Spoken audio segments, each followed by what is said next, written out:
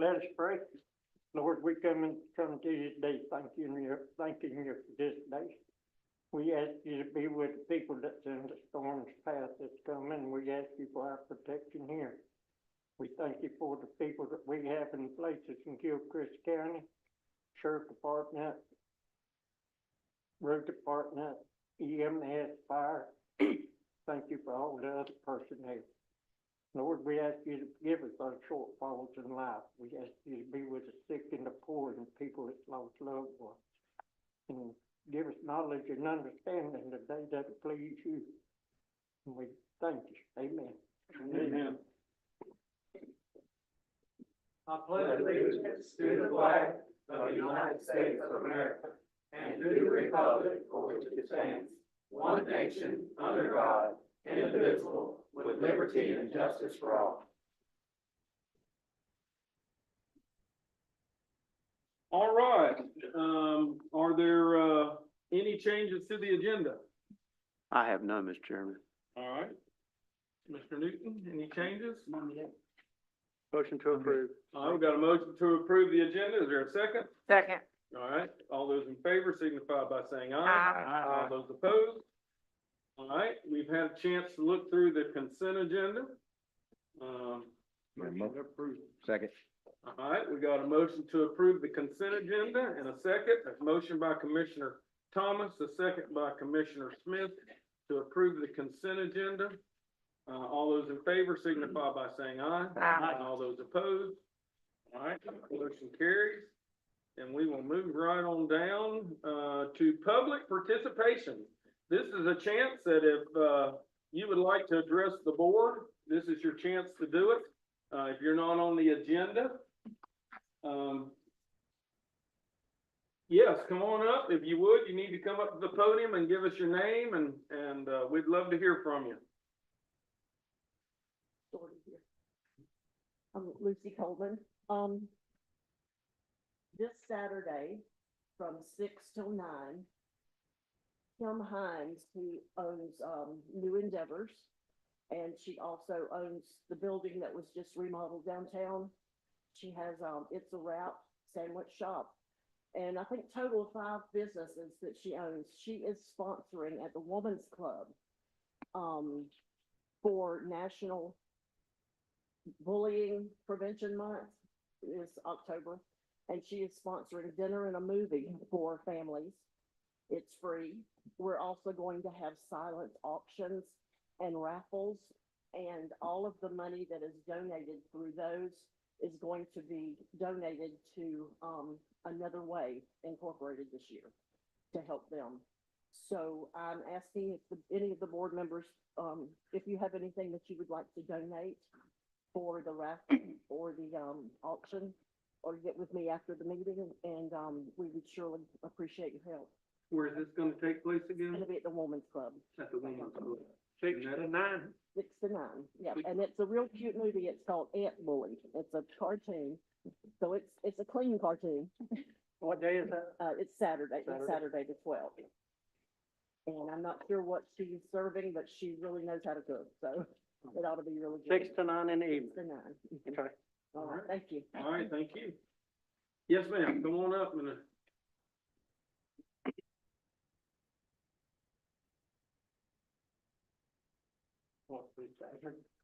My name is Jerry Woodruff and I live in Spring Ridge. Yes, ma'am. Okay.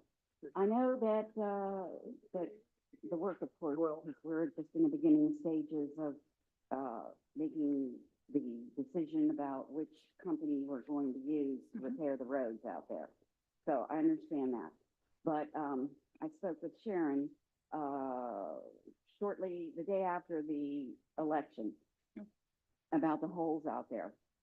There are holes that are this deep out there.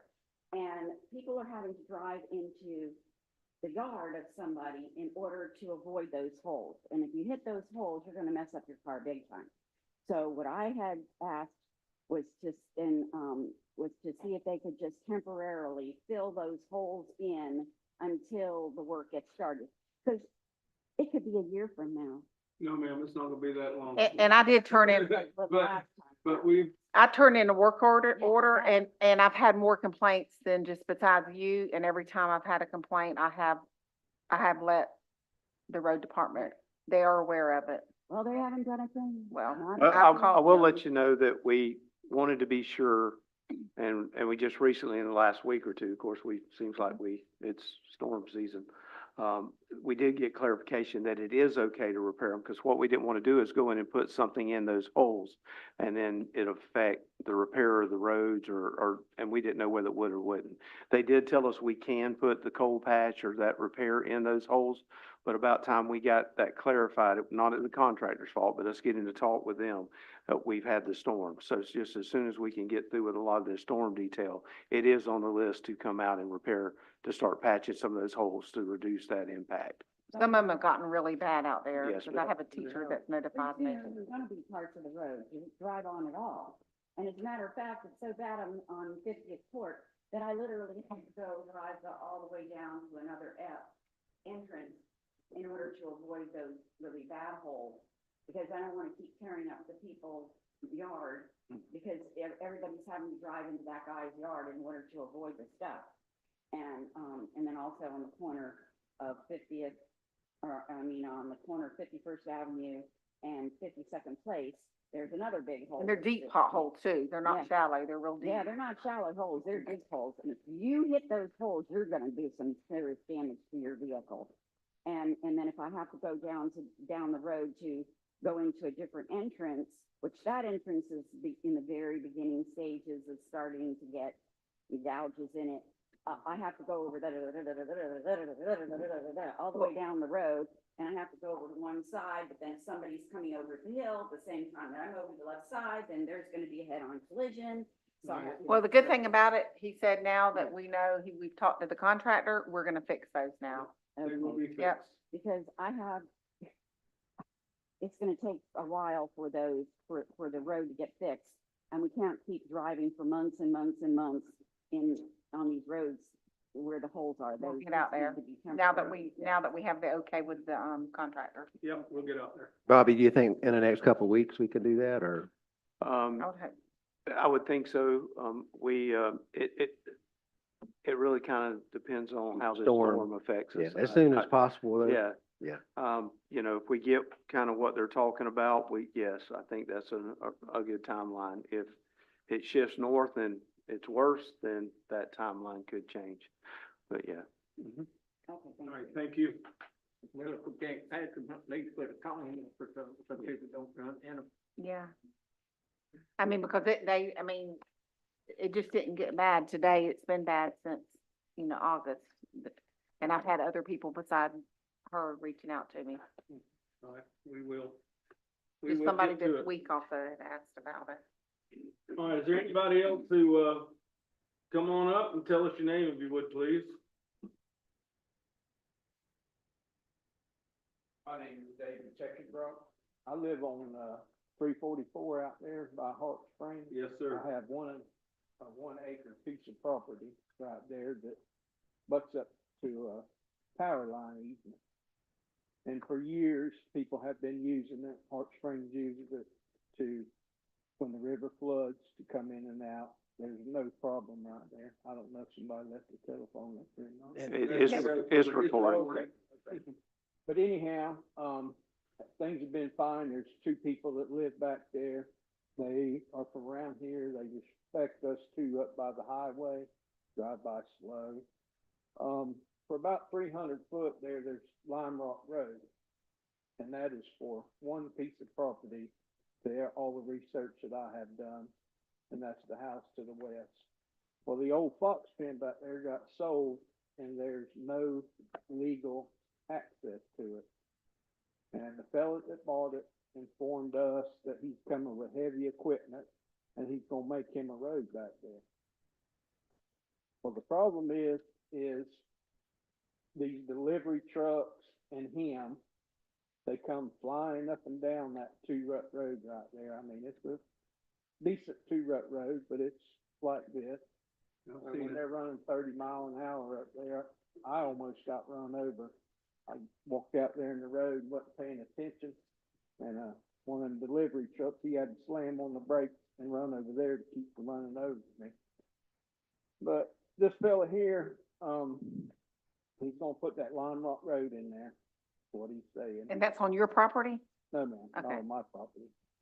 It's on that power line. The power line easement, okay. Power line right away. What that's gonna do, there's one older fella that lives behind me, Keith Stickles, and he doesn't have much longer to live. So that property's gonna be sold.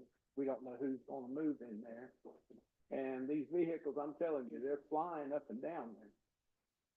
I don't have no problem at all with people coming out of Hart Springs right there, you know, they come and ask me when they tell me they're gonna start using, I'll say, hey, if I need to trim some bushes up or whatever, let me know, you know, no problem there.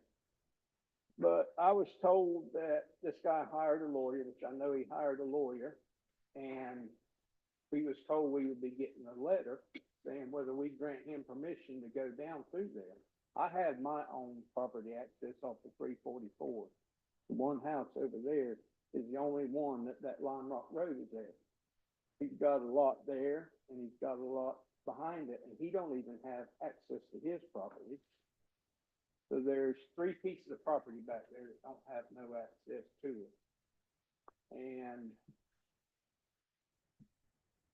I have seen on the power company map that they call it 75th Terrace, but county won't take care of it. They say it's not their road. They used to do it, but they said it's no longer their road. It's not a road. The road, the highway's getting tore up right there really bad right now. It's breaking off because nobody's been out there to fix it.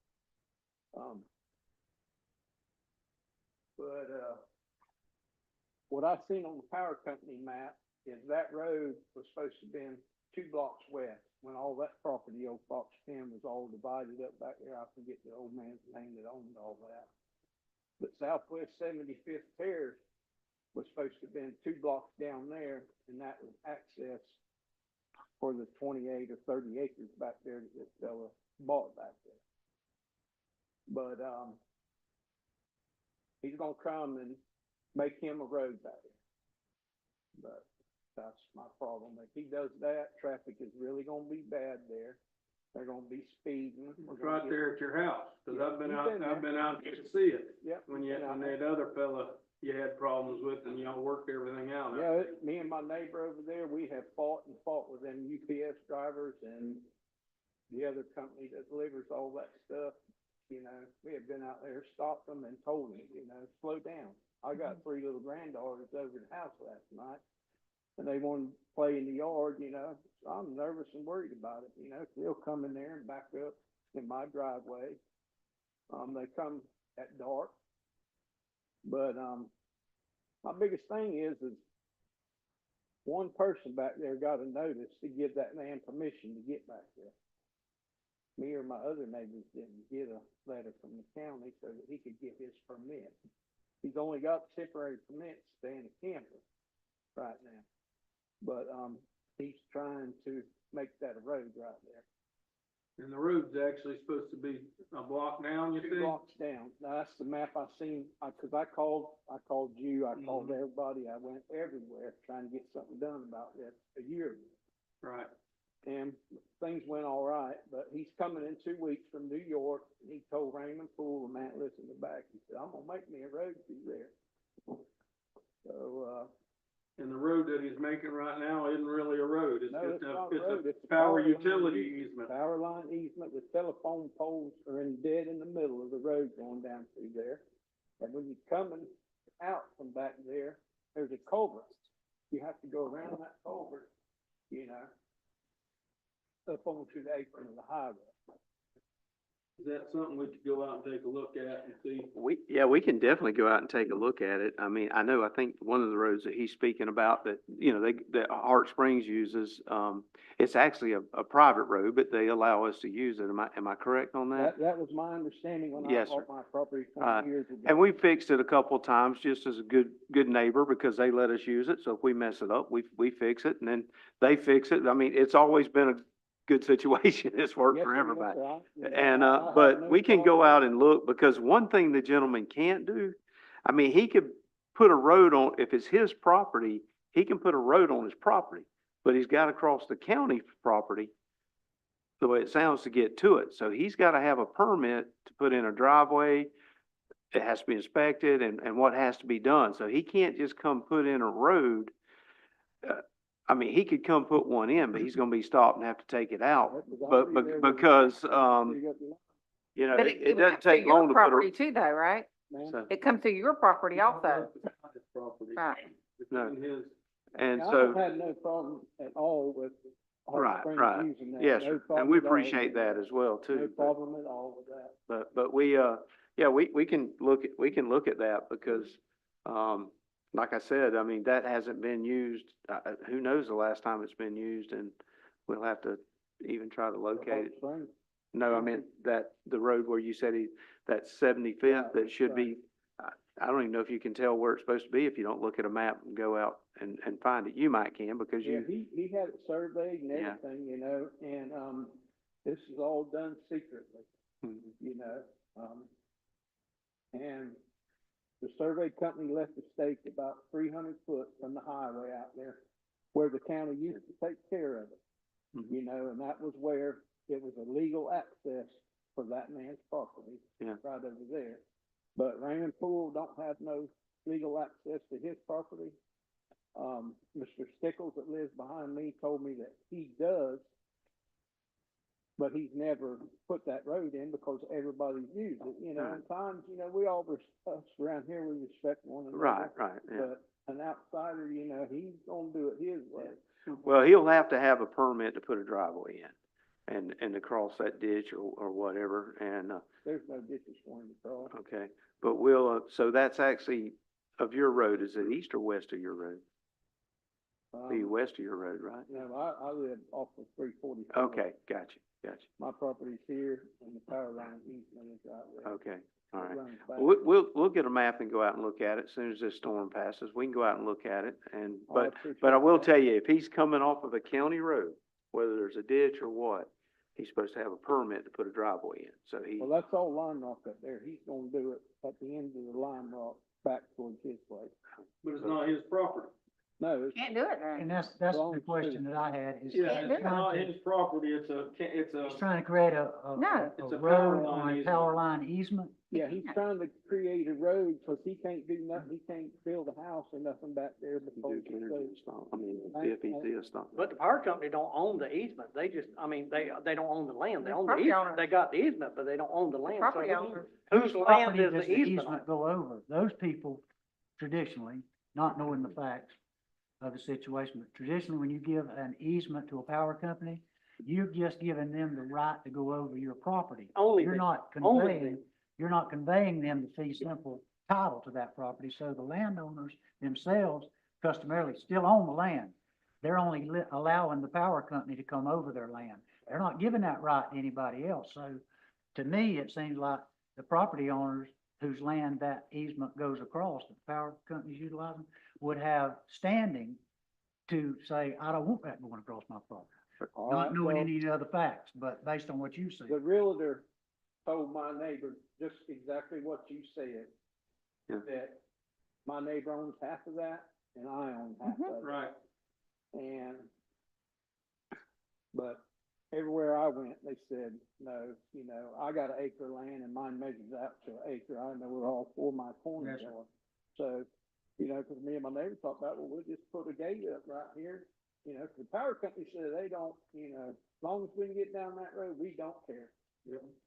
And if you put a gate up, all they require is you to give them a key to the lock and they can Yeah. come and go as they please. If y'all own that land, you can put a gate up, Yeah, just give let the me- power they usually company a put their lock. own lock on there.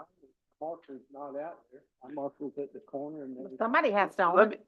if you don't Well, mind, you- let me you get just, in a lot of different legal issues. yeah, dealing with easements, and based upon the gentleman's facts that he's given, just based on what he said, if it's a purely power line easement given to Central Florida Electric or Duke, but probably Central Florida, to get up and down through there, they've only given the right to put those power lines in there and keep it maintained. That's right. But they haven't given those rights, the property owners haven't, traditionally, to anybody else. You'd have to see what those other people's paperwork reflects, and he says several of them don't have easements even to get their lots back there, so it's kind of a. Mr. David, look, if you don't mind, let me get your phone number Yes, and we'll, and it may be next week, but That's we'll fine. give you a call. I'm no hurry, I just. Well, we'll give you a call and come out, cause you've got some good history with the property there, and we can bring a map and all out with us, and then we can, I do a lot better visually looking at things. Me I'm too. familiar with the area, but I'm sure Bobby had to pull the easement rights that are out there. yeah, There if should you be don't a mind me, I'll recorded- just call you, we'll come out No and look at problem, it. I'll meet any of you. Yes, sir. What is There your should be a number? recorded easement on record out there to the power Sir? company. There should be a recorded easement on record to the power company. Right, I've seen that from the power company. did They see said it? it was Yes. recorded, you know, and everybody's just used that road back before Gilchrist County started growing, you know. Mr. Poole, from what I understand, his dad worked for the power company and he bought that 1 acre back That's there right. back and he just started making it a road and. But A lot of people now's the don't. time to get it straight if you. Yeah, that's why I'm here. Before it grows into something and it becomes a problem. Yeah, it's gonna be a problem. And also, if that road's crumbling, we need to have some kind Yeah, of we need to line fix rock or that. something put down, so it Asphalt. doesn't tear that road up anymore. Yeah. So that's a good road that we don't want it tearing up because heavy equipment going on and off. Right, and it's getting tore up bad. I went down there, the county used to take care of it.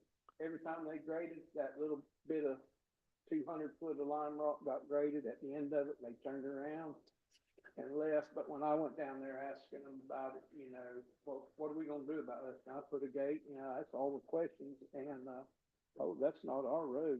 And they haven't been back since. Except when I called them and told them the asphalt's getting busted off. It's about that much asphalt deep. Where's your Yeah, number? Bobby- 252? 352? Yes, sir. 262? Mm-hmm. 3324. Okay, we'll give you a call and come out and look at it. I think we can tell a lot more about it. Appreciate it. Okay? Thank all of y'all. Thank you. If you go, give me a call, I'd like to look out that area too. I've been out there one time before and visited with them, Bobby, so if it's something that I can go, I'd like to go too when y'all go. All right. All right, any other public participation? Hello, how are you again? We saw you at the Farm Bureau. The Yeah. Commissioner, invited to that, so that was Yes, good ma'am, seeing I you. had a great time. I'm so glad I got a chance to come and just give a little brief update. But, hopefully y'all remember me. If not, my name is Lashard Leasy. There you go. I'm the IGA specialist for FEMA.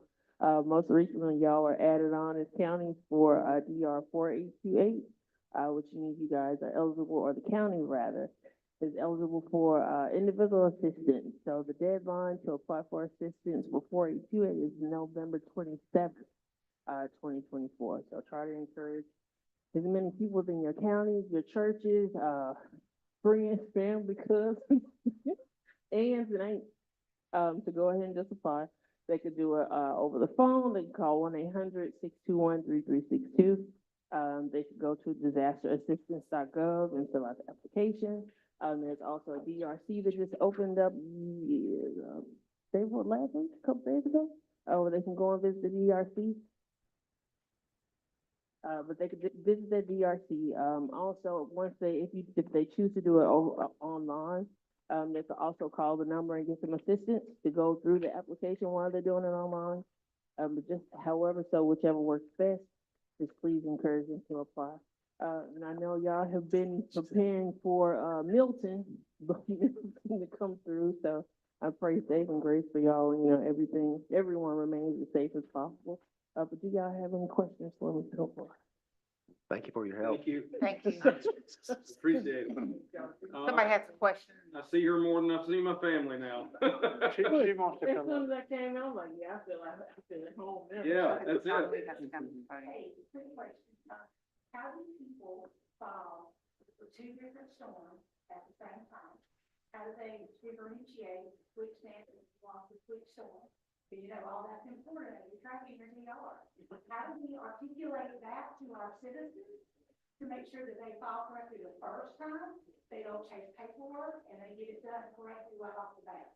If you come up to the mic, so we're trying to record it, and so that's, we need you to come up and say what you're saying also, so we can hear it. Otherwise, we have to have it for a recording, I'm sorry. Public record. Public record. So my question. Come, Donna, come to the mic. You have to just address us. Yeah, sorry. That was a compliment, wasn't it, Miss Donna? You gotta come to the mic. That's what we need. So, my question is, how do we, as a community, how do we properly file the damages that may differ from one storm to another while we have two activations going simultaneously? How do we teach our citizens and articulate to them the right way so they're no longer chasing their tail, chasing paperwork? How can we get that to our citizens that can get it right the first time? Tell you that there's just a definite fine line for that. You need The to best speak thing- into the okay. mic. I can't tell you that there's just a definite fine line for that. The best thing is to make sure per disaster, you keep up with your receipts. Whatever it is that you've had to pay for, to replace anything that's disaster related damages, and also make sure that you take pictures, and those pictures should have timestamps on them. More than likely, when they go through and apply their first time, they can go through the system since they already have a case, and it's been known that this county is eligible for individual assistance, and they can go back through the enhanced applicant system and provide them with more help. If it's someone that hasn't applied ever at all, then they should go ahead and apply the first time.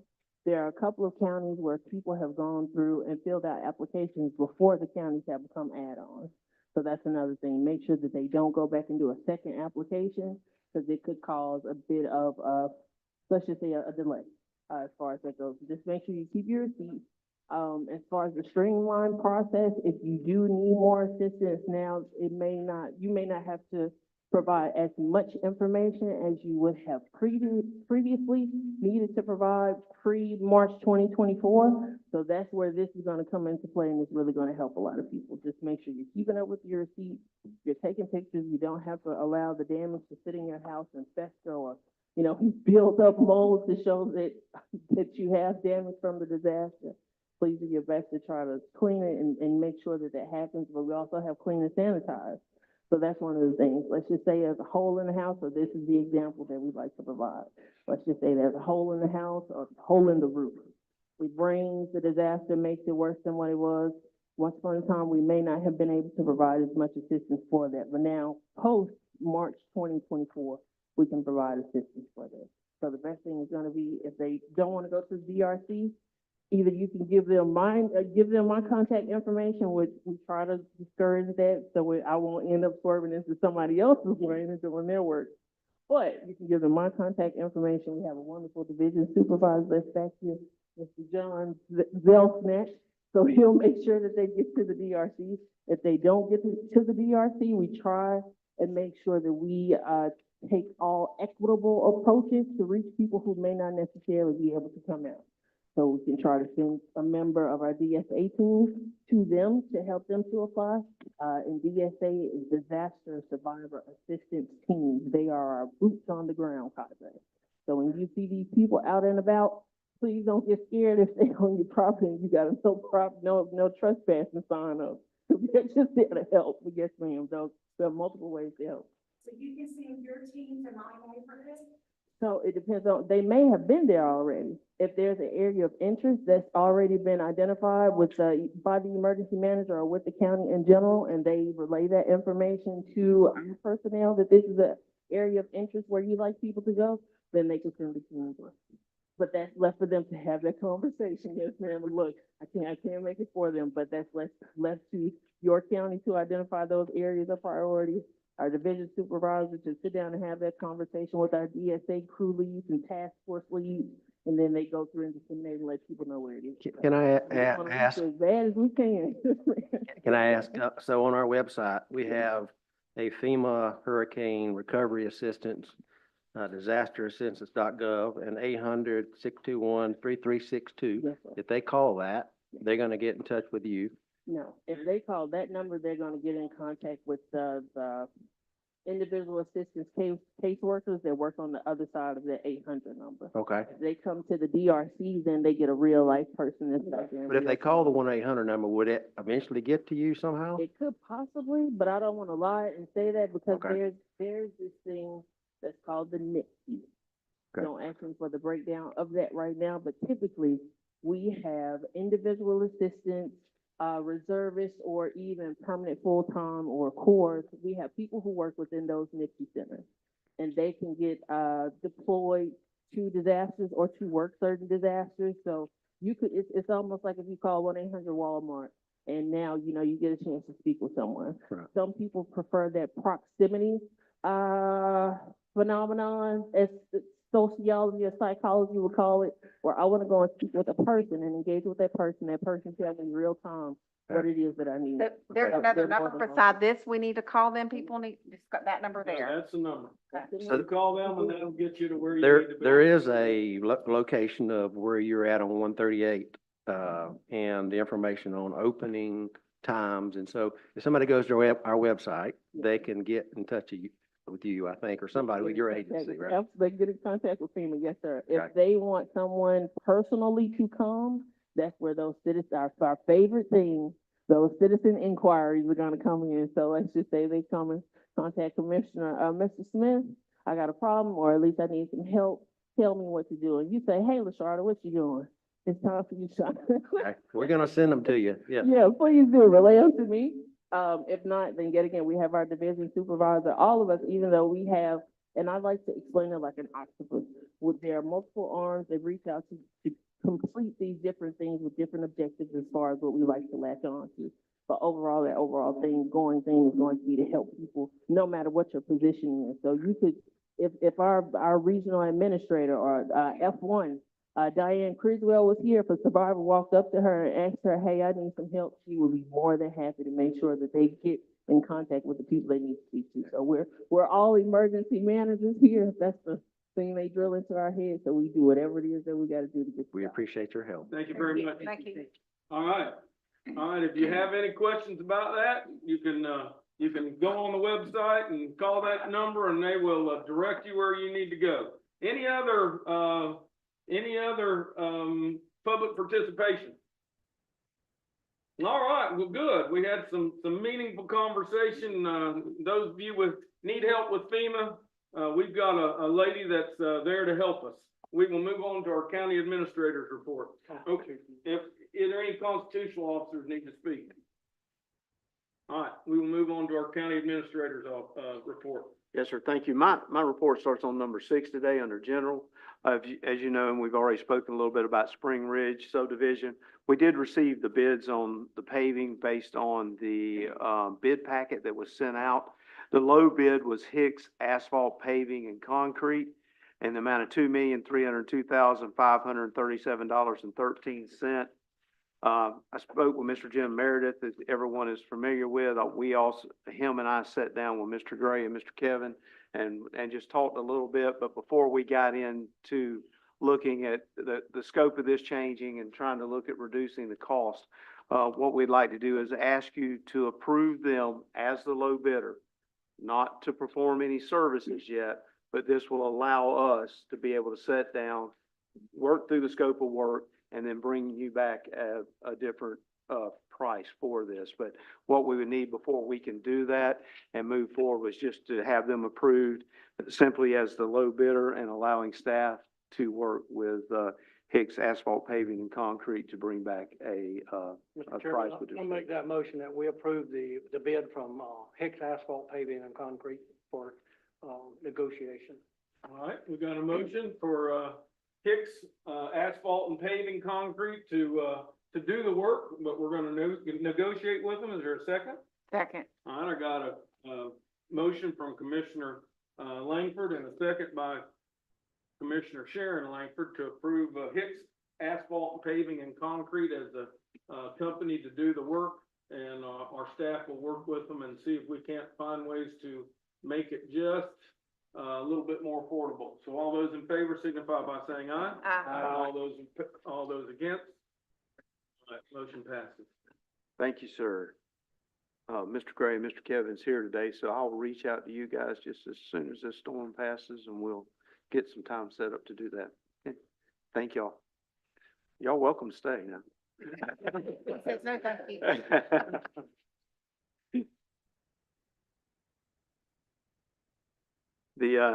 The next item that we have is item number 7. It's under the road department. Through the budget process, we approved 2 new dump trucks. Those 2 trucks, the 2 of them together will cost $835.73. That is the Florida Sheriff State bid. That also includes an extended warranty that gives us a 5-year, 300K on the engine and emissions. What this will be is, if you approve this today, we will simply just send them a PO. They actually have to put the dump bodies and all still on the truck, so they probably wouldn't deliver till January, and we do not have to pay until January. What did we budget for this? 400. Okay. And what are we replacing? These two would replace two old, No, what are the, we're gonna add these to our fleet. We're gonna Okay. continue to use but them. don't we have some dump trucks that are not very, We got 3 that's 2006 models that's got a lot of mileage on them. I mean, these are probably be, if you're not working a truck one day, you definitely not work one of the old ones.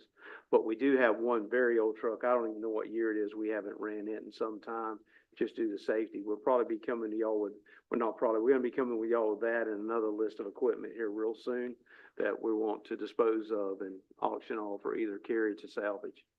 One of the I two. know, what I've seen is the road department, Mr. Rodney, y'all been, you're allowing the graders to, when they see a spot, call for lime rock. And so having more dump trucks is gonna allow you to cover more of the county, hopefully, and, rather than 1 or 2 dump trucks, and it taking a long time to get to graders to fix problems. So I think this is gonna be a good move. Yeah. Will you have the personnel to run those That trucks? was my question. We, do we have licensed personnel? Yes. And we're short about 3 or 4 people now, but we have, 4 good applications that we're reviewing. So yes, we hope that, before these trucks get here, yes, we do hope to have that personnel too. I think those 3 trucks you're talking about, I think we bought them with, back in 2006 when the hurricane come through.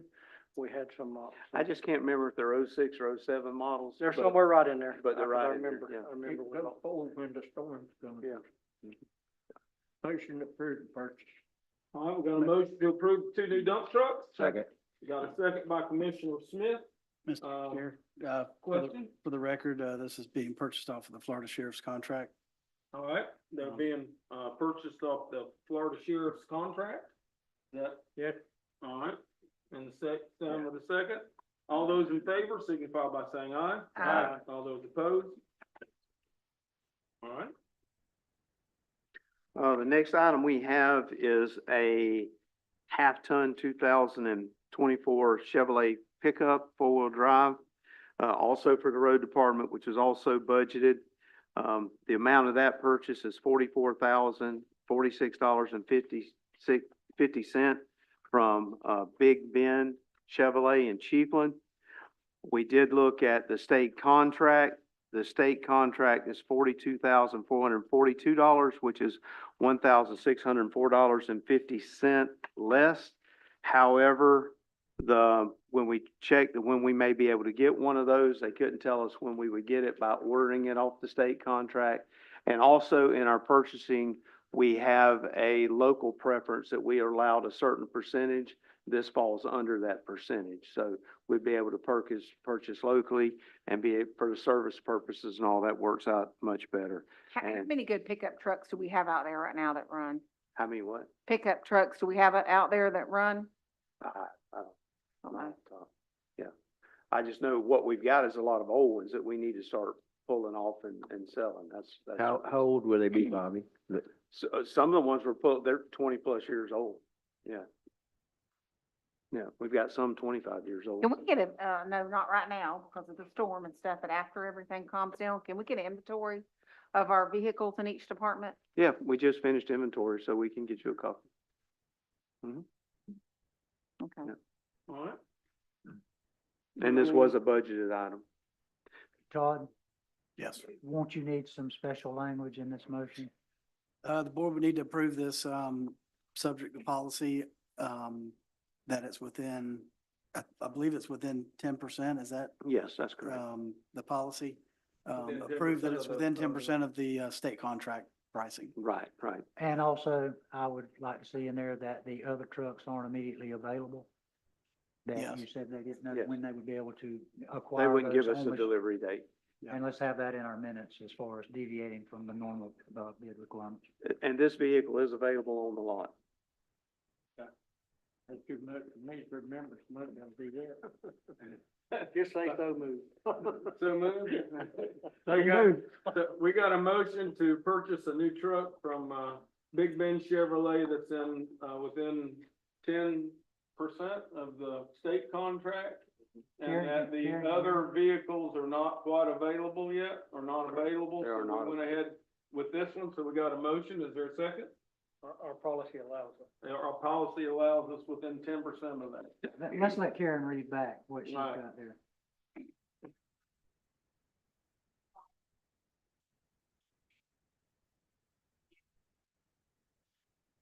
And the other ones aren't immediately available. All right, we got a motion. Is there a second?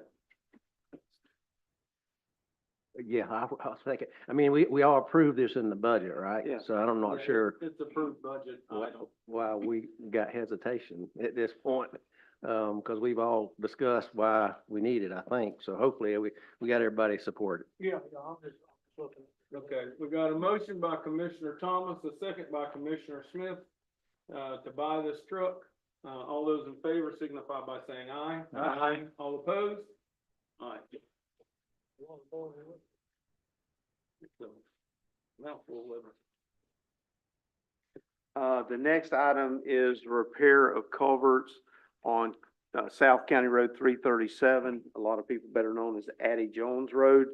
As you know, we spoke about the failure of that road several times where the culverts are caving in and we've had to patch and continuously patch the road. To replace those culverts and repave over that section and area, we received 3 bids. The low bid was Wilkes Site Prep at $116,908.94. So we're looking for approval to move forward with that repair. Is this for those two culverts, Yes, the ma'am. two that are the worst? It'd be for both of those, yes. They're I'm just- fairly close together right now. It's bad, I yeah. have a question, just, Mhm. it's been paved a long time. Mhm. But I'm wondering why the culverts are collapsing. Is it that they were not properly put in or not deep No, enough or? I think, truthfully, I think it's just the age of the culverts. And they've deteriorated over a number of years. And then, of course, it's like anything, you get a hole this small, it starts caving in, and then it just keeps growing itself. I It just makes, didn't know if when they fix it, if they could be put deeper or more cover over it so that I didn't know if it was the weight of the trucks going over it that was causing them to collapse or it was just wear and tear, just old. yeah, they're just old. Now, I can't say that they won't be, these won't be placed deeper because they came out, you know, they did new, they did new surveys and topos on it. So it could be these culverts will be placed deeper, but it would be placed deeper for the purpose of the flow of the water, Right. which naturally would give it a little more cover. But they usually keep a standard amount of cover on culvert, and I don't know what that number is right now, regardless of. I just know a lot of heavy equipment goes in and out of there, farm equipment and whatnot, and I just wanted to make sure that if that needed to be done to make them stronger, so if it was, they were collapsing over just weight, I wanted to make sure we fix it so that wasn't a problem again. They are looking at this road to consider funding it. However, that funding will be 5, 6 years from now. So these culverts can't wait 5, 6 years. Okay. If I you know were they're asking bad, me and I from know what they we've have to be seen, replaced. the rest of the culverts will have to be replaced in. We actually do that galvanized up of the time. We got some more there on, coming off of 232 going in there to Gilchrist farm. Yes, yeah. The whole bottom of them seed off.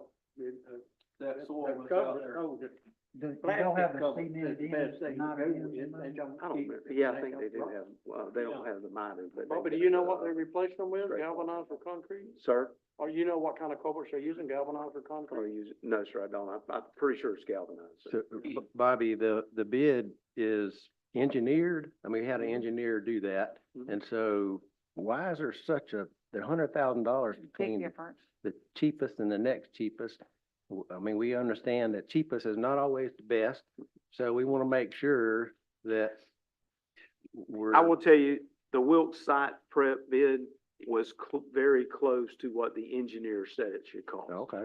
Will we have an engineer out there while they're doing this? Yeah, they'll do inspections, yes. Okay, Yeah. making sure we have an Um, engineer out there. John C. Hip is always a little bit higher, which they was fair, I mean, it was about twice that this time.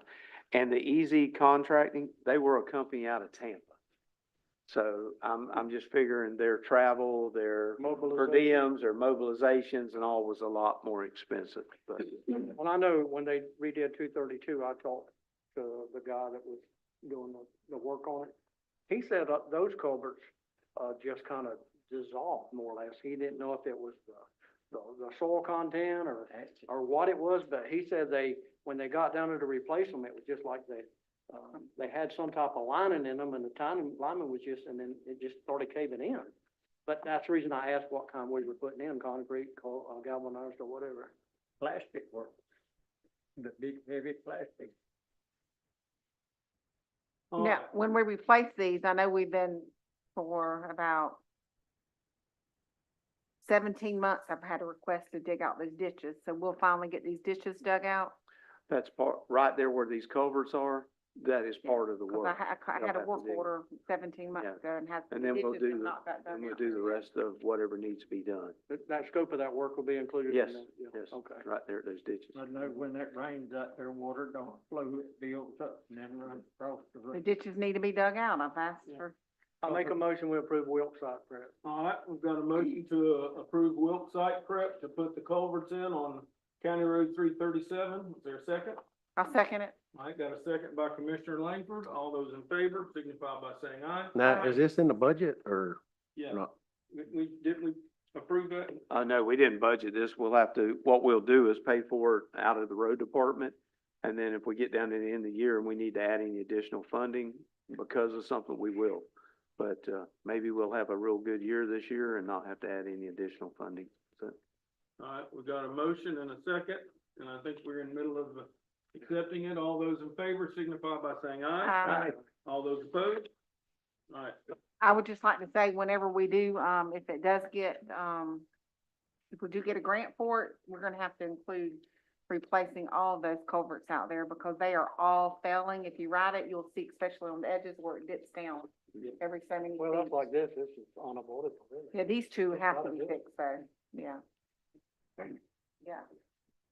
yeah, and if they are being eaten up, like it sounds like everybody thinks that's what's happening, We need- maybe they need to consider putting in concrete culverts different or kinds. plastic culverts or something that acidic soil doesn't eat up. I mean, if we put galvanized in 15 years, we gotta come back and put new culverts in, then we're kinda. Well, That's still an old kind of slag road, so those things are probably, well, that's something we need to Yeah. keep in mind, Commissioner, whenever we, hopefully get a grant to repave this road, is to look at the type of culverts we want to be, placed out there.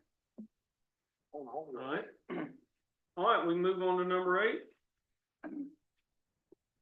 yes, sir. Next one is under emergency management is to transfer of travel trailers. We received, I'm not sure, we received 14, trailers. Have we received them all yet? And all of those are here yet, or they are RVs. And they're for, people whose homes were completely destroyed and meet certain criteria based, from FEMA. Mr. Lang is reviewing that particular document now on how we would give those to people who need them. But what we have to do is you have to approve this memorandum of agreement to accept them. The list is attached to the end, and then they would be transferred to Gilchrist County. And at that point, then if someone qualified to receive one, which right now we think there's probably about 7 or 8 people, there may be a few more that qualify to receive one, and they would be given one of these RVs. Is this where it's complete, it can't be rebuilt, their home, or what is that? No, that is possible. We have some that can't be rebuilt, the home. I mean, like, one gentleman is elderly, in his 80s. He's got a 1970-something model home, mobile home. It tore the entire end off of it. It just, you couldn't Not even worth bring it repairing. back up to current building codes or standards. But now, if somebody had insurance, I mean, can we give, and they have multiple trees fall on their trailer? Like, would they get a trailer to live in until, If their home, if they cannot live in their home, right, for a certain amount of time, then they'll get then one. they could receive one. Yes. These trailers don't cost us nothing, right? They don't cost us anything.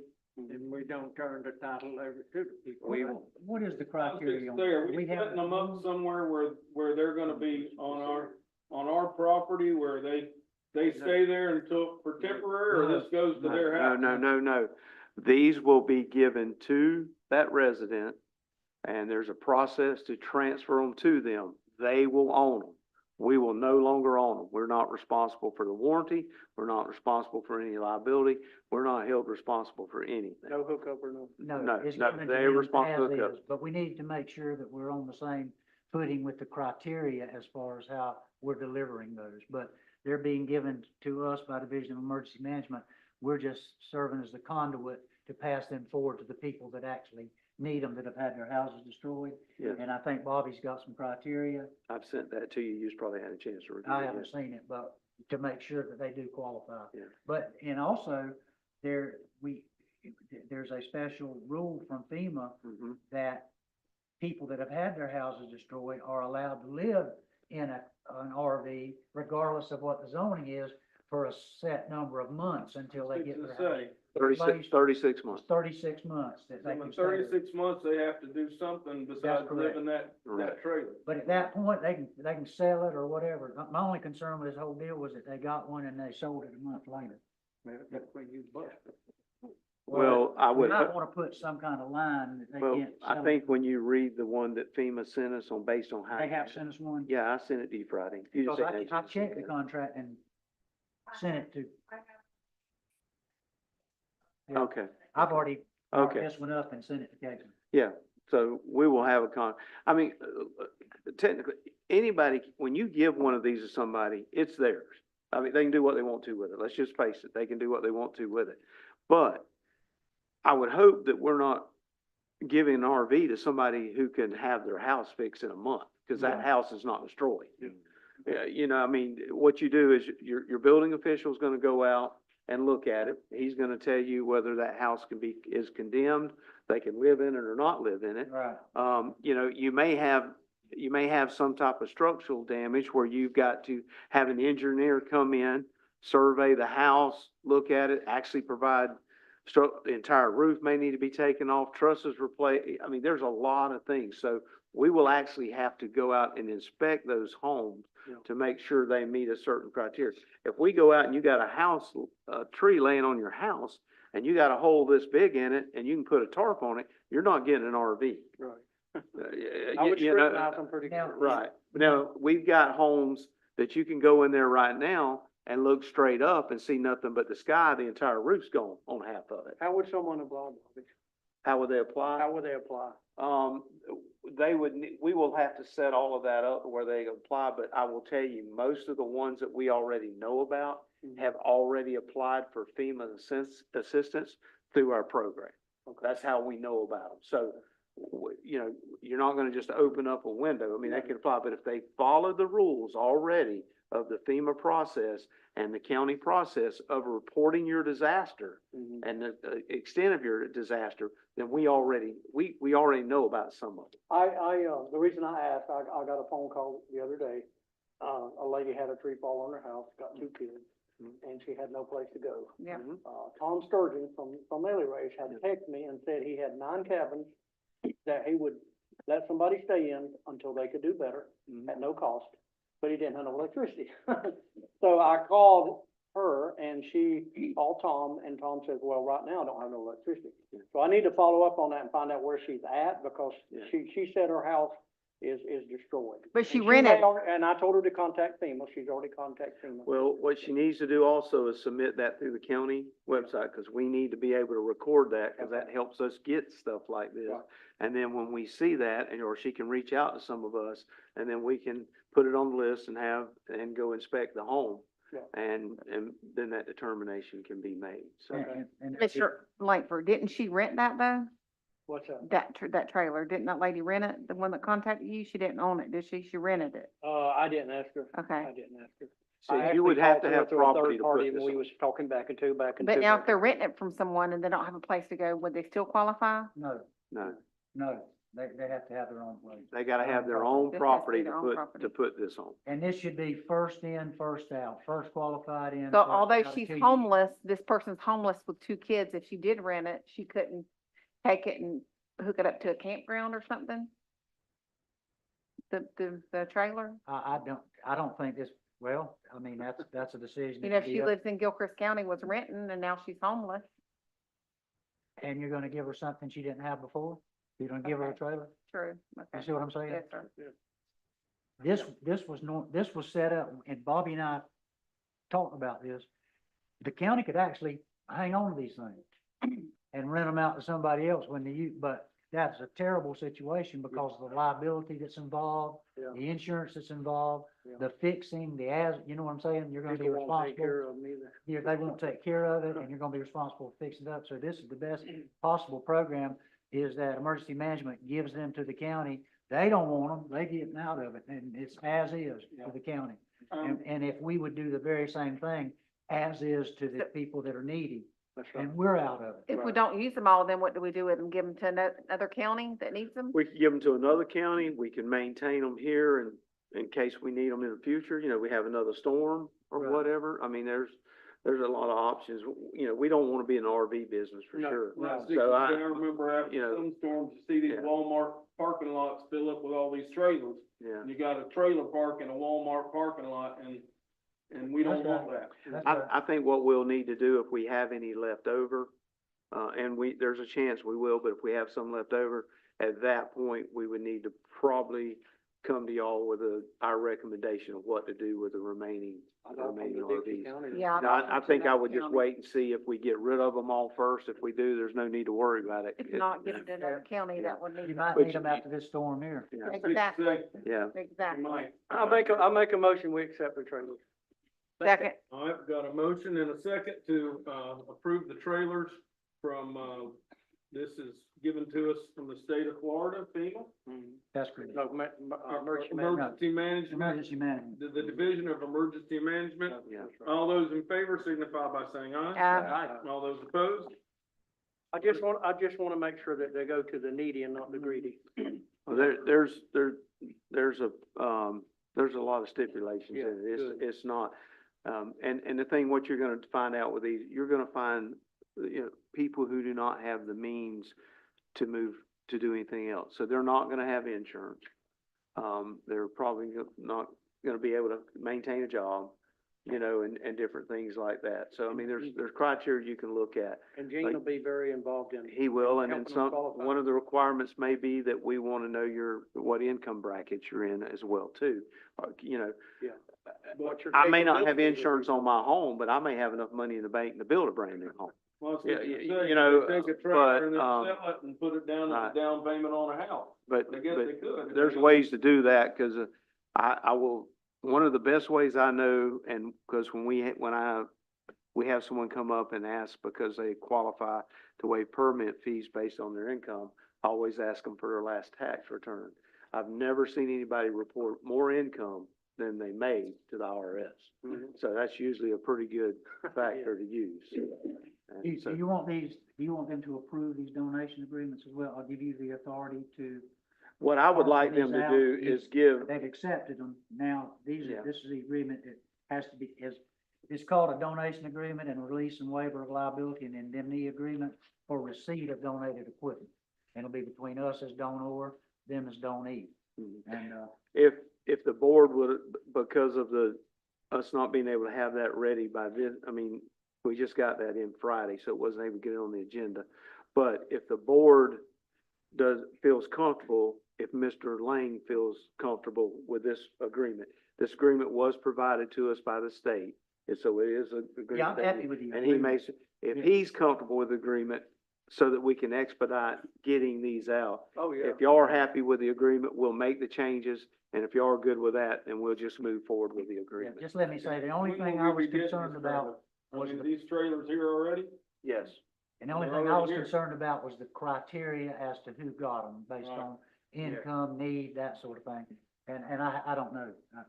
That criteria, we've got a criteria that we use. You use it for ship loans. You use it, the clerk has one that he uses as well. and then the other criteria, of course, neither one of us is gonna have, is your home livable? And, you know, a lot of these homes, when you look at them, if it's destroyed 40-50%, then you gotta bring it all the way up to code to rebuild it. So that creates an issue, so. Okay. Do you think we need a motion to approve the donation agreement? Or just I authorize think, you no, to- I think what we need is a motion that, to allow the attorney to review this, and when Mr. Lang is, happy with the donation agreement, Mhm. then the agreement will be, we'll be able to Yeah. use the agreement. I'm happy Just- with it if Caitlin corrected it, Yeah. but I'll take a look at it. Why don't we just get a motion from them that based on your review of the donation agreement and that we need to expedite this due to people not having homes, that we'll move forward. Yeah, we based don't on need to come back attorney's up review. 2-3 weeks down the No. road. Yeah, and right. have I a- made I make a motion, we let Mr. I'll Lang second. approve. We got a motion by Commissioner Smith, a second by Commissioner Langford, that we'll have, Mr. Lang review the agreement. And Well- he'll be happy with it, and then, Bobby and his staff can make the recommendations on who they go to. Will we have a procedure that we'll approve of how we're gonna give those out? Well, the thing is, the procedure is gonna be your income, the review by our building official to determine whether it, you know, the structure, needs to be condemned or if it's livable. And that's what it'll be, pretty much. That's what we'll work through.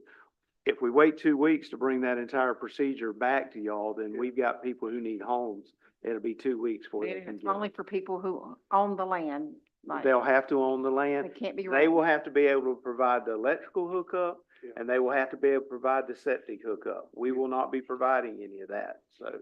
Do they also agree in this that they will hold the county harmless and without any liability for any defects in it, injury to it, anything like that? So those people who are renting and their homes, like, their places got destroyed, they'll just have to find somewhere else to rent? Yes, or hopefully their Apply- landlord apply will to do FEMA something. and EMS. Right. I We're talking don't about know if the program- trailers rent- with FEMA?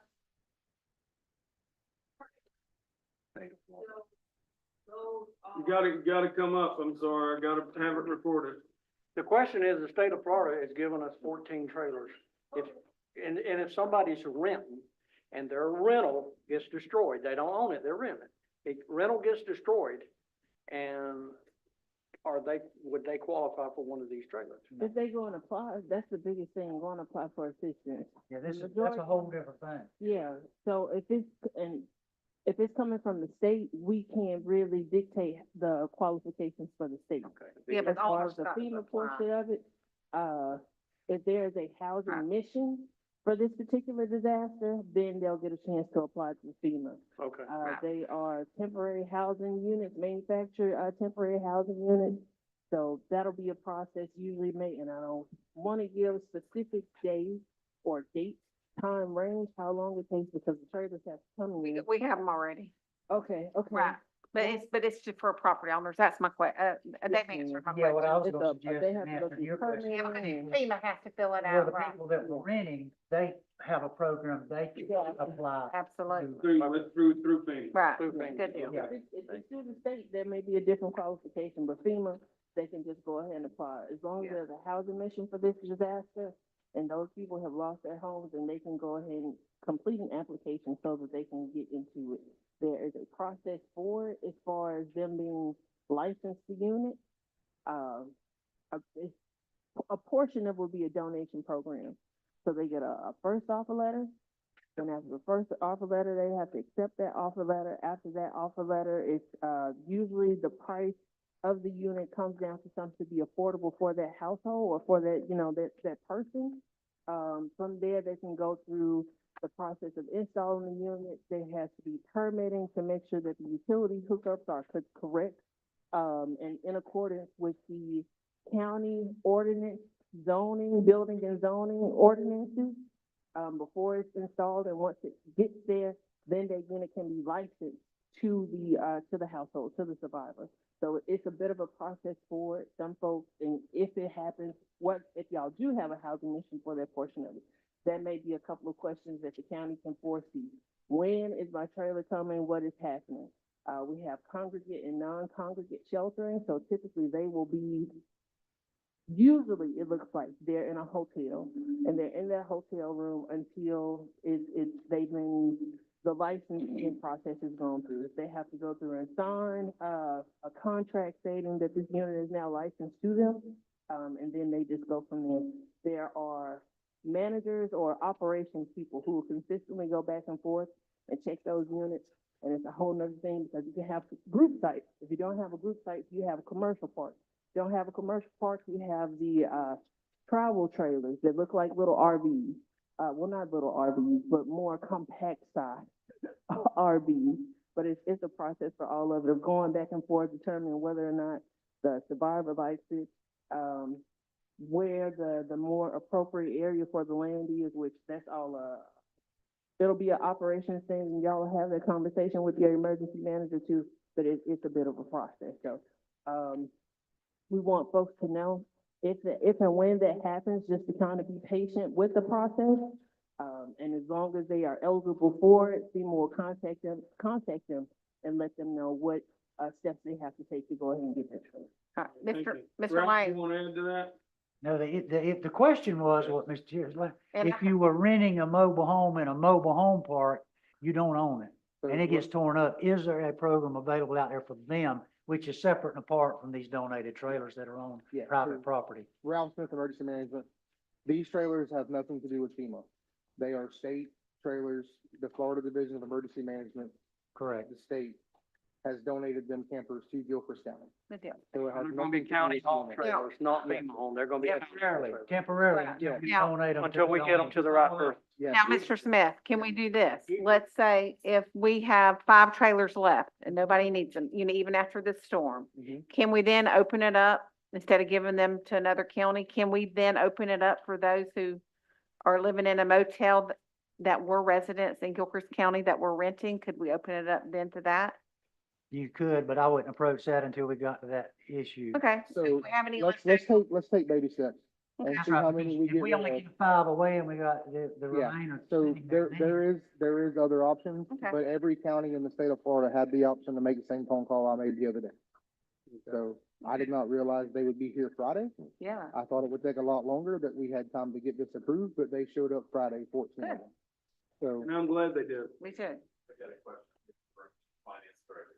How are these trailers that are now being donated to the county, how are we gonna account for them? I mean, Yeah, they're I, donated. yeah, Yeah. I think we're gonna need to tag them as an asset and then dispose of them when they get We- donated. That'll be really, once we get the titles, Yeah. we can, that would really be a good thing. We could tag each one of them.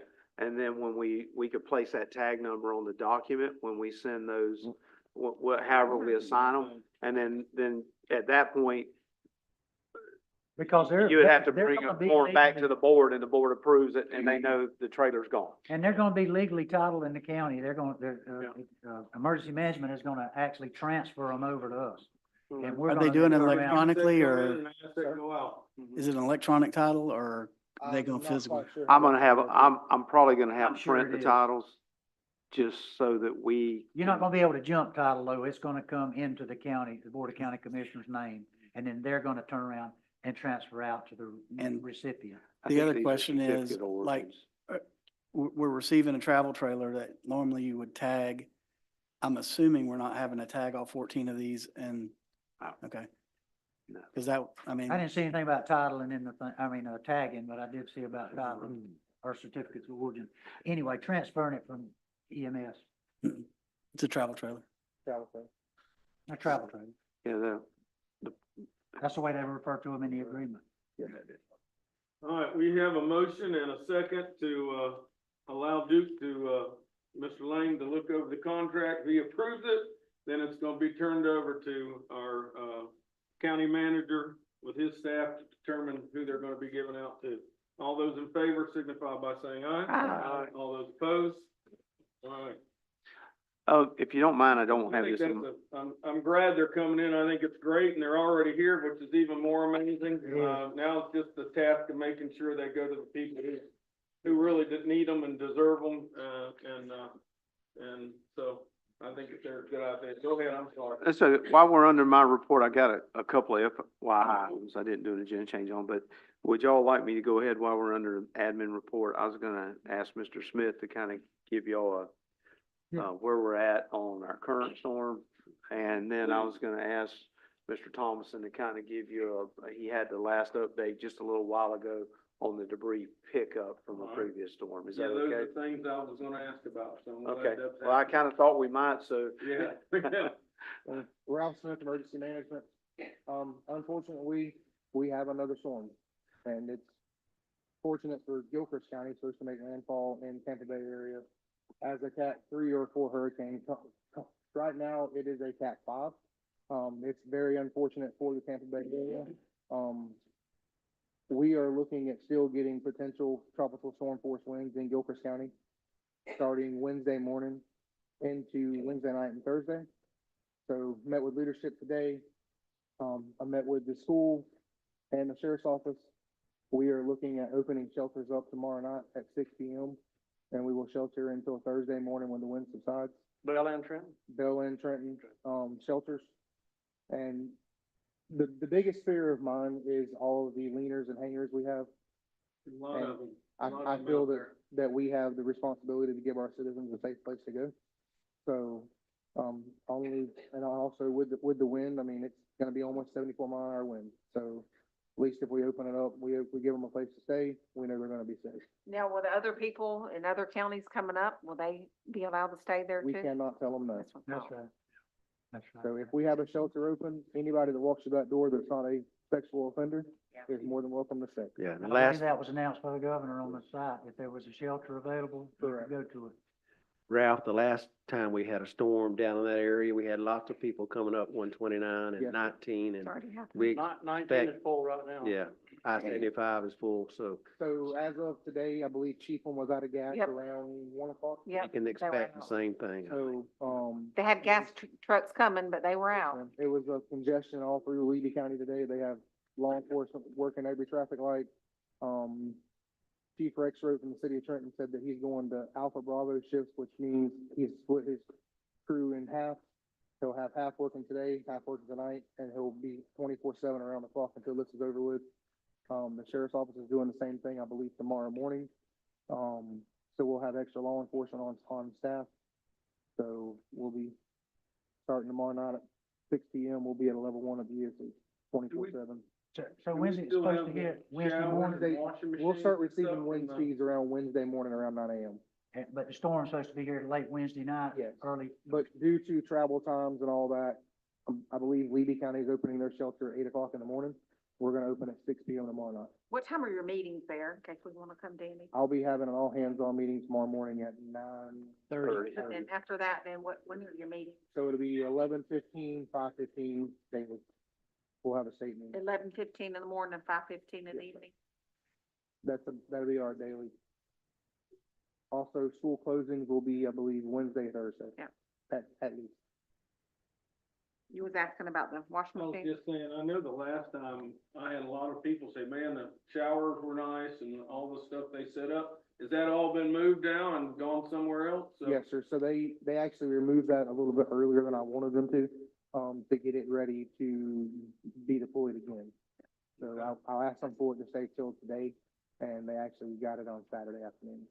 So, Hopefully we won't be in a situation where we need them there, but, yeah, I think that was a good thing for us to get for the citizens. oh, I They think can so get a too. I shower had a and lot wash of the people, that were glad to see those come in. Yeah. 'Cause, And Ralph, if somebody wants, I know I'm signed up to get alerts from emergency management. If somebody wants to do that, they can go to, They can go to alertgilchrist.com. okay, and get an email or a text or a They can phone get call. Anything they want, however they want it. They can get an email, phone call, text message, all three. They can get it, just one of them. I will tell you, if you don't want to be woke up at night, make sure you set your time. yeah, 'cause So, otherwise they'll it- call it'll you. don't notify bother you. It does not care whether you're sleeping or not. Yeah. So, Me too. Yeah, so make sure you go in there, if you don't want to be woke up for a rainstorm at night, make sure you set your Well, if a time. tornado's coming, I want to be woke up. You cannot turn the tornado one off. So, but you can Okay. turn off the severe weather warning and the heavy rainfall showers. You can turn all the the ones that we really don't care about because we live in Florida anyways. Okay. You can turn that off. If you have any issues, you're more than welcome to reach out to me at the office. Be more than happy to help you out. I got a wife that does all that. Yes, sir. Thank you, Ralph. No problem. Appreciate it. Thank you. So, All right. if you don't mind, because I know I've had several questions about debris pickup. You mind updating them on that, Mr. Rodney? Mr. Rodney's been helping us coordinate with SDR. Rodney Thompson of Gilchrist County. Just a quick update, I got with a contract, monitor or manager once SDR that the state's on the contract with. Try to get an update on the vehicles and what equipment that's bringing in. Right now, they got 3 grapple trucks coming in, and he said 3 bucket trucks, with the hopes of getting another additional 5 bucket trucks, barring that they don't get intercepted and need to transfer somewhere else, depending on this storm here. So right now, basically, it's supposed to be here today, and they're gonna go ahead and certify the vehicles, to get them on the road, start a debris pickup, but unfortunately, due to the evacuations, they got caught up in evacuation, so they won't get there till first thing in the morning. So we can start the certification process and then get out to the community and start picking up the debris. So I'll be working hand in hand actually with, FDOT contract management monitor who's working that, and he told me today that, including myself, said he worked with Gilchrist County, however we need, and those states got the contract, that we got a good working relationship with the state, so we'll work together, and they gonna have an inspector go out also once they start picking up debris and make sure all the debris is picking up. You know, various things like hangers, there's a lot of hangers, as y'all well know, we get calls on a lot of leaners. I was thinking to say, I've had a lot of calls on leaners, and I was wondering if when they go through, they're gonna try to remove some of those leaners that are out there. Yeah, definitely, I had kind of, specifics of what the contract entailed, and it was also the hanger, so.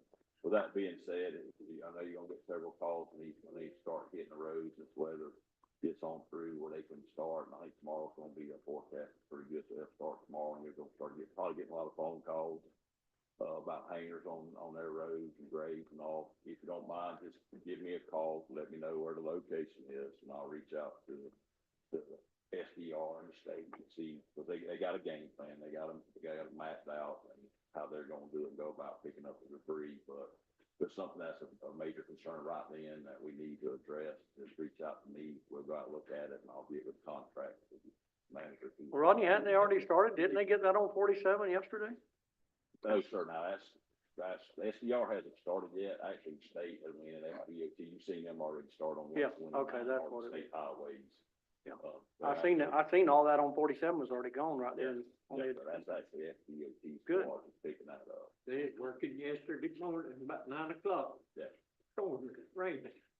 So they should be on the ground, hopefully we get them here safely and get them certified and get them out. You remember if you got that phone call from me about the one in Yes, Venice sir. Bay? 'Cause Yes, sir. I went out and looked at it, it looked like a spear ready to come down. Yeah, road supervisor, road park supervisor went out there first thing this morning, been a crew out there. Awesome. Yeah, but yeah, I did get Well, that. thank you very much, I appreciate it. Yes, sir. Thank you, Mr. Rodney. Yeah, I wanna just give a shout out to the road department. I got more comments and more positive comments on the roads and the road department and the cleanup crews than I've ever gotten before, about how well managed they were, how quick they responded. So, thumbs up and tell your guys, thank you very much for what they've been doing, cause I've had a lot of positive comments. Of course, there's always those people who want it done yesterday, but for the most part, all the comments have been very positive this time, so we appreciate it. And, they're gonna get a chance to reload here if this storm comes close again, so, but we thank you. Yeah. All right, we can move on to the attorney's report.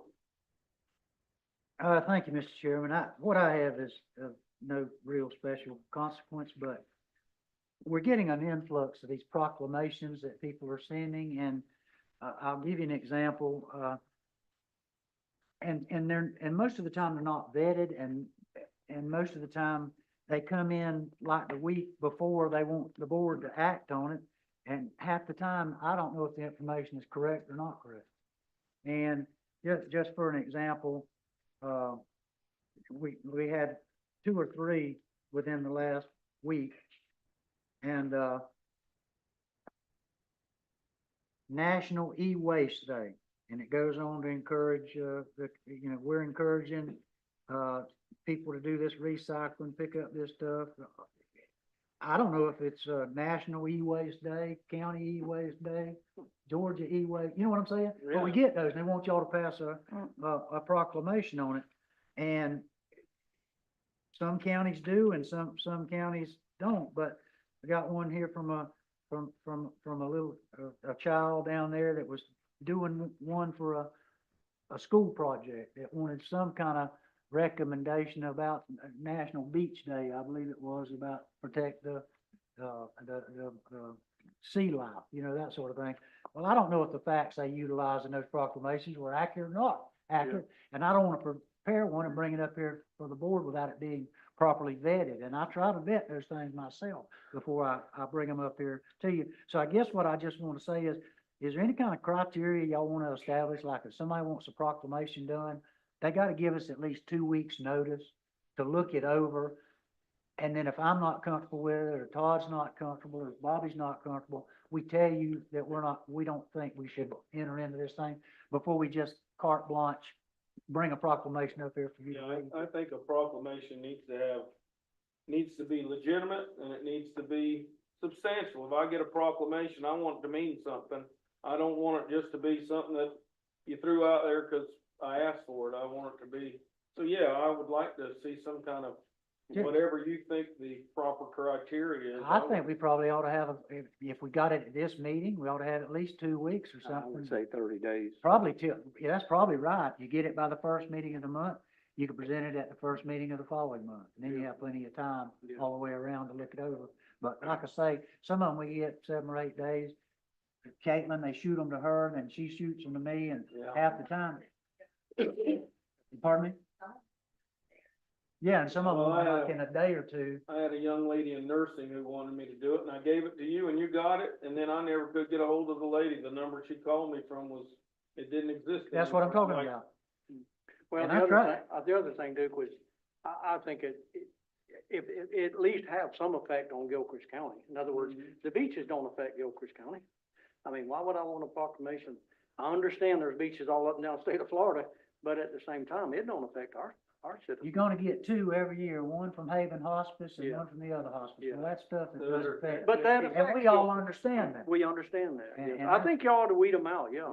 Make a recommendation to the Okay. board. Okay. Weed Just- 'em out, bring. Okay, you hear that, Caitlin? If we get them now, if we get them today, we're gonna wait till at least the following month to do that. But Yep. if you have 30 tell you days, need you a probably month won't to- never get to them done, verify so that's a everything. good thing. And then we can check them out. And that'll save a lot of time on our end. Plus, we won't be proclaiming something that's bad. It embarrasses us, is what I guess what I'm trying to say. The only other thing I had, and Todd might have been gonna come up with this, but, at our next monthly meeting, the newly elected commissioners' new terms begin, I believe, on the second Tuesday after the general election on November the 5th. Okay? So your term, I think, would begin, your new term, on November the 12th. And that's a 4-year term, and that's Sharon Darrell Kenrick. We can swear in the new commissioners on the following Monday, which is November the 18th. That would be the second meeting in November. And you're going to get an oath of office from the Secretary of State's office, but I'll use the same one that I normally do.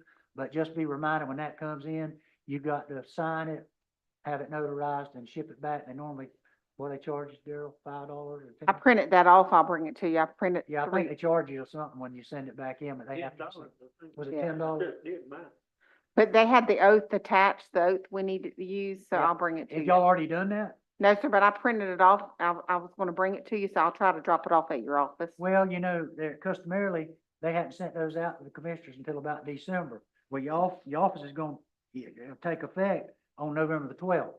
So I have a form that's out of the statute that I've always sworn people in under, and then that other one drags in here later, and I have them fill that out, send the fee, and send it back in.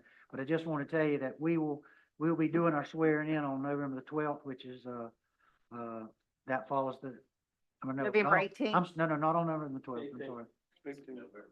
That's correct. Thank They'll you. qualify the 12. Which will be which will be, after the 12th for the 4-year term on November the 18th. That's the second Monday of November.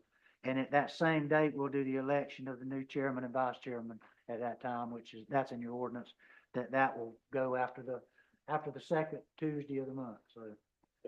Okay? Where it took. Where it tucks, okay. Well, before we go to clerk's report, we had a request to take a 5-minute break, restroom break, so, if there's no objection, we'll have that break and we'll come back in about 5 minutes.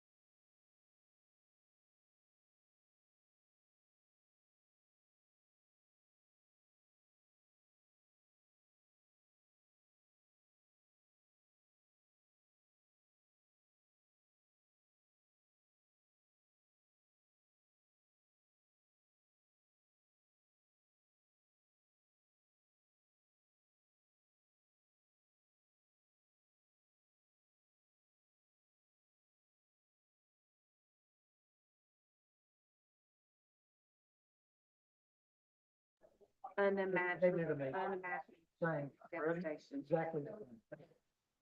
All right, we're gonna call this meeting back to order. We don't have a lot left on the agenda. And, so we're gonna go ahead and let Mr. Newton, run us down the budget recap. Thank you, Mr. Chair. So budget recap, this is through, the end of last fiscal year, September 30th. Bear in mind, this is not the final. We do have through November for any expenses or any revenues that have not, come in yet. But in the general fund, we currently have year-to-date expenditures of 21,298,000. Year-to-date revenues of 19,450,000. We do anticipate at least around 900,000 in revenue that will be accrued to add to that. In fire, we've had year-to-date expenditures of 1,353,000 versus revenues of 1,127,000. In this, expenditures have exceeded revenues by about 226,000. This is due to additional personnel costs as well as higher repairs and maintenance. In transportation, we've had year-to-date expenditures of 3,133,000 versus revenues of 2,569,000. In road, we've got expenditures that have exceeded revenues by 564,000. You may recall a little over 330,000 of that was due to the zipper. The other additional costs are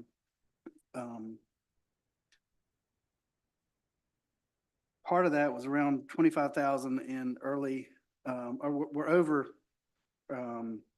budget by about 25,000. The majority of that, actually more than the majority of that, is early special assessment payoffs that we didn't budget for, because you don't budget for people paying it off early. In road, we did have repairs that exceeded the budget by 77,000, as well as additional personnel, is the difference. In EMS, we had year-to-date expenditures of 2,673,000 versus revenues of just over 1.9 million. In EMS, our expenditures have exceeded revenues by 764,000. We had budgeted for the ambulances, so that accounts for around 450,000. The additional 315,000 is due to additional personnel costs. We are actually awaiting additional revenues for September ambulance services as well as Medicare reimbursements. We will be bringing additional budget amendments to cover any departments that require it to keep us in compliance. Does anyone?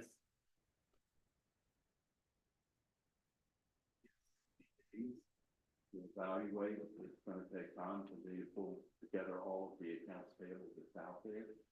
And to be able to assess what kind of expenditures we have that were made last week and the week before that we don't have bills for, and they're not gonna show up at the end of this month possibly, and those will be reported in last year. So we'll have to do that, and I'll have to evaluate what we have compared to the expenditures. The expenditures is what drive our budgeting process. So if you overexpend, you're in violation of Florida statute. And that is one of the things that I have 60 days to be able to evaluate and then come back and make the budget amendments to, note the amendments so that we are in compliance with Florida statute. So, Mr. Romans, where we've got over 100% expended, we've got budget amendments for all of those already. Well, I've already recorded and those are reflected in the numbers, so these are addition. Okay. These are in addition to any of the amendments that I've already done.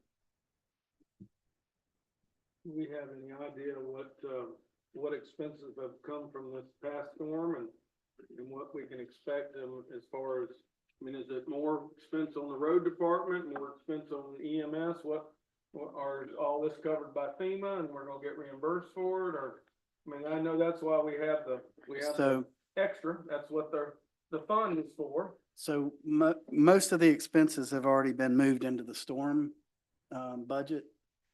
So this doesn't really account, like the numbers that we're looking at here doesn't really account for that. And those are the numbers that we would be getting reimbursement for. So we would get reimbursed for overtime for people who. Correct. Okay. Okay, I just didn't know how it's gonna affect us financially with, and then we got another one coming up, so. Yeah. We'll get reimbursed. Process, how it affects our fund balance, because sometimes we don't get this money right away. We Well, that's- get it from 60 to 90 to 120 days. I know, that's why. And so all those revenues, I can go back and, record those as last year, because accounting is based on the matching principle, and I know half the congregation has now gone to sleep. But you match the expenditures with the dollars that you earn. Well, I do it by journal entry. I make a revenue that I counted last year and a receivable. But I have restrictions on how long those receivables can be held for audit purposes. And sometimes they go through the matching principle, and sometimes it goes through because it's available, and it's considered available under law if it's 60 days old. And then measurable. Well, can I find a decent amount to be able to figure out what to report? I can't just take, we lost $1 million, so let's make up $1 million and put it in there, and now we didn't lose $1 million. Can't do that. Yeah. It has to be, well, if I lost $1 million, 3 or 4 months from now, well, here's $1 million. Now I can go back and record that $1 million, but I didn't get it until January. Right. So, does that make sense? Yeah, yeah. Okay. Now we can make everybody else. But bills due is where the money has to come up. Yeah. Yeah. And All right. if there's no more questions on that, I was asked about the new county administrator situation. We don't have a current agreement, or the most current agreement we have is, I think, the original agreement, if I remember right. So just wondering if we want to go ahead and do a new agreement, just to get it up to date. Agree on what I'm- the salary is, or, Well, it's just his contract. okay. I'm fine with the one we have. I mean, truthfully, I mean, it states everything. It basically states I'm at will, I'm an at will employee. I can quit at will. I have to live in the county. If, 3 of the 5 you're right, commissioners yeah. decide that Yeah, and then if there's, and then I work, basically what it refers to is, I think it's section 2, article something in our policy. That gives a list of the duties, so the duties are in our policy. And if you pull the Florida statute that it refers to, those duties are the same as the Florida statute. So I don't see anything changing. There is language in there also about, increases can be given. Now, if I was to say do anything, and I'm not asking for this, but if y'all would like to do it, I'm fine with it. If you wanted to have Mr. Lang just, do an amendment to the one that I've got, just stating the new salary, and let the chairman sign it, and I'll sign it and put it with it. You know, I'm happy with doing that, but I think as far as the content of the remaining of the contract, I'm happy with, if the board's happy with it, because most of it just refers to Florida statute, which is the duties that are set for a county administrator, so. That's the way we've always done mine, is we took the original one that started in 2013 and added an addendum that says in addition to that fee, this was increased. And that's the way it's carried over 3 or 4 times. That'd probably be the easiest way, if everyone's happy with the language that's in the underlying agreement. But he's right, he's an at-will employee. 3 of y'all have to stay happy with him. And me too. Do we have a motion to approve his contract as is with with Mr. Lang, going through and changing the salary? Yes. All right, we've got a motion. Yes. All right, from Commissioner Thomas, is there a second? second. Got a second from Commissioner, Smith. All those in favor of approving his contract as it was with Mr. Lane going through and changing the salary, signify by saying aye. Aye. All opposed? Ah, Okay. Passes 4-1. All right, discussion of December and January meetings? So, in December, we typically only have one board meeting. And just wanted to bring it to the board's attention so we could make a determination on what we want to do. Our typical meeting would be on December 2nd and December 16th if we were having a regular meeting. But I'm just asking the question of when do we want to have a meeting in December? Second, 9th, 16th, any of them are fine with me. My only concern is having it the second is there's a lot of month after that things might come up that we need to get to. That's why I was wondering if it wouldn't be smart to have have it the on the 16th, 16th that's fine. and not have one on the second unless there's a lot of business. There's a lot of business. We can meet the second too. I think what we've done, and just for example, in the past, what we've done is the first one, which would be like on the second. And then we've just said if we have any business come up, we'll have the second one. If not, we don't. Or if something came up, we just have a special meeting. But I'm good either way. I'm just Okay, so remembering we'll what have- we, if what it's- we did before. I know some people try to go out of town like the week before Christmas or, you know, the week between Christmas and New Year's or something. So that's the only reason I was saying that. so don't But have I it can on do the either one. 16th unless we need to, right? Right, I would We'll say. have a regular meeting on December 2nd. And then at December 2nd, we can look forward to see if there's business that needs to be taken care of the 16th and decide at that time. I will tell you, a lot of things that I deal with on my side, government-wise, are trying to get information. The first week in December is busy. From there on, it's hard to even get in touch with people, so it gets a little bit harder and harder. Time and vacations and. Yeah, yes, sir. Like the first week of July, you might as well not try to get any business. Do we need- Everybody's gone. Do we need to January also? I'll say second and then the 16th if needed. The school will probably get out the 20th and if people are gonna leave town for Christmas, they'll probably leave that week. So we could have it on the 16th if needed, If needed. but a lot of times we don't. Most of the That's time, right. most of the time we don't. I Yeah, think we I normally just remember have one maybe one year that we've had to actually, Yeah. have something. And we can call a meeting if we have to. What about November? November, we're gonna have, 4th and 18th? the regular 4th and 18th. On the 18th, you're gonna have your swearing in and you're gonna, vote in your new chair. So I think, Thanksgiving on the 22nd? what's that? Is Thanksgiving on the 22nd? The 28th. Thanksgiving is on, the 28th. 28th, 28th, okay, yeah, last week. okay, cause, yeah, well then school probably won't get out till the 22nd. Right. 25th is the start up. Yeah, 22nd be the last day of school and you got the weekend. They don't have any school. Okay, this fall. that works for me. Okay, so the All right. 4th, the 18th, and then December 2nd. December 2nd. And then January, we have a holiday on January 20th. Typically, when we have a Monday holiday, we move it to that Thursday, which would be January 23rd. Is that okay with you, Mr. Lane?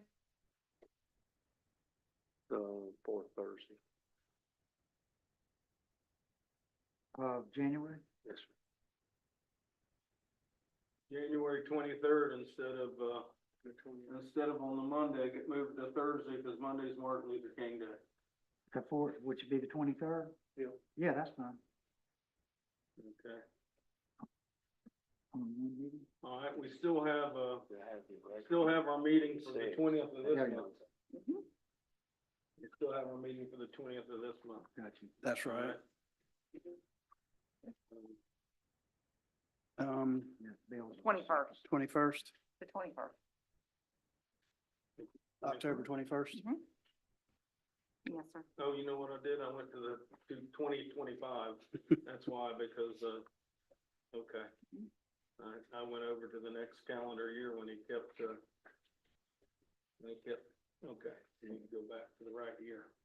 Okay, All right, and, the next item is, I did receive the, judicial holidays for 2025. They should be on your screen. Typically, the board approves the judicial holidays minus the Jewish holidays of Rosh Hashanah and Yom Kippur. Next year, the chief judge does have 2 days off for Thanksgiving and 3 days off for Christmas. This year they had, he provided 2 days on, 4th of July holiday, but only 2 for Christmas. So those are the changes from from the current year. All right, we need a motion to approve that, or Yes, is sir. that just for information? Need a motion to approve, Okay. the county holidays for next year. All right, can I have a motion to approve the county holidays for next year? All right, we've got a motion by Commissioner Langford and a second by Commissioner Smith to approve the judicial holidays for 2025. All those in favor signify by saying aye. Aye. All those opposed? Okay. Just for clarification, was that, without the Jewish holidays? If we take those out, don't we normally give them a float holiday in the past? We've done that in the past. It just depends, yeah. We usually remove both of those, correct? We usually remove Rosh Hashanah and Yom Kippur. Okay. If we remove both of those, why don't we do a floating holiday? That's what I would recommend. Okay.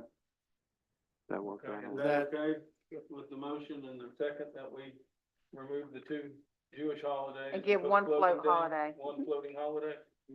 All right. I think so. So we have an amendment to the motion to remove the 2 Jewish holidays and add a floating day. Is there a second on the amendment? Second, All right. The motion as amended then is that we approve the 8th judicial, or excuse me, that we approve the 8th Judicial Circuit 2025 holidays with the removal of the Jewish holidays and adding 1 floating holiday. All those in favor signify by saying aye. Aye. All those opposed? Yes. And that concludes my report. All right.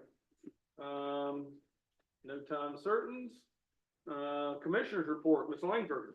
yeah, the only thing I have, is, I forwarded over to, Mr. Lang, it's with the Career Source, North Central Florida, with the new interlocal agreement, with, Alachua and Bradford County.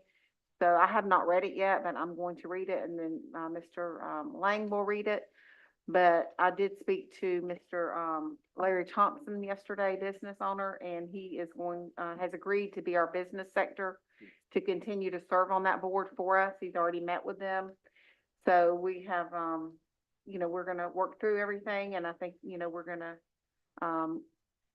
provide services to the citizens like we always have in Gilchrist County. You want to try to bring that back first meeting in November? Yes, sir. And I'll look at it also, and then you can put it on your agenda, and then y'all will be able to see it also. But Mr. Thompson said he has looked over it also, and, yes, sir. Yeah, he's great. So he's already met over there a couple times, and, getting the ball rolling for Gilchrist County. All right, thank you very much. Thank you very much, Mr. Smith. Yeah, I was gonna mention, I think all of us got this email from Florida Tax Watch. It's related to Florida's budget outlook. And its title is the party over, question mark, long range financial outlook, forecast coming budget deficits, projected. And, just mention it. If you haven't looked at it, maybe take a look at it. And they're saying that unless the legislature changes, we're not gonna have the additional revenue, it sounds like, in coming years for a variety of reasons. And unless the legislature changes the budget and reduces the spending, we're gonna have deficits. And, just mainly as an awareness, I think we've got to be thinking here, we've gone through some fund balance to make some improvements. And we got to a point where we're not gonna be able to do that from going forward. And so, we bought some equipment and we've done some things from a capital standpoint. But I just thinking, thinking about the next budget year, we gotta start thinking about, this potential deficit. And, Would you be able to forward that to me? yes, sir. I didn't see that. Yeah, so any suggestions, any of the board has, or finance, or Bobby, anybody, we just need to start thinking about, increases, we're just gonna have to be careful with. Fiscal year, looking at a lot of expenditures that are coming our way. And we've got continuing expenditures, one of them, for example, being the jail. And the economic environment that I've been reading about, and I don't want to be the boy that called wolf all the time and never being believed, but eventually we are going to have downturn. And when we have that recession, if we have continuing expenses that go on and on and on beyond, the one-time expenditure of the jail, the one-time expenditure of solid waste, phase one, or things like that, now all of a sudden we've got 2 new dump trucks, and now we don't have anybody that we can afford, because now we need 5 more people to be able to drive those trucks. That's been,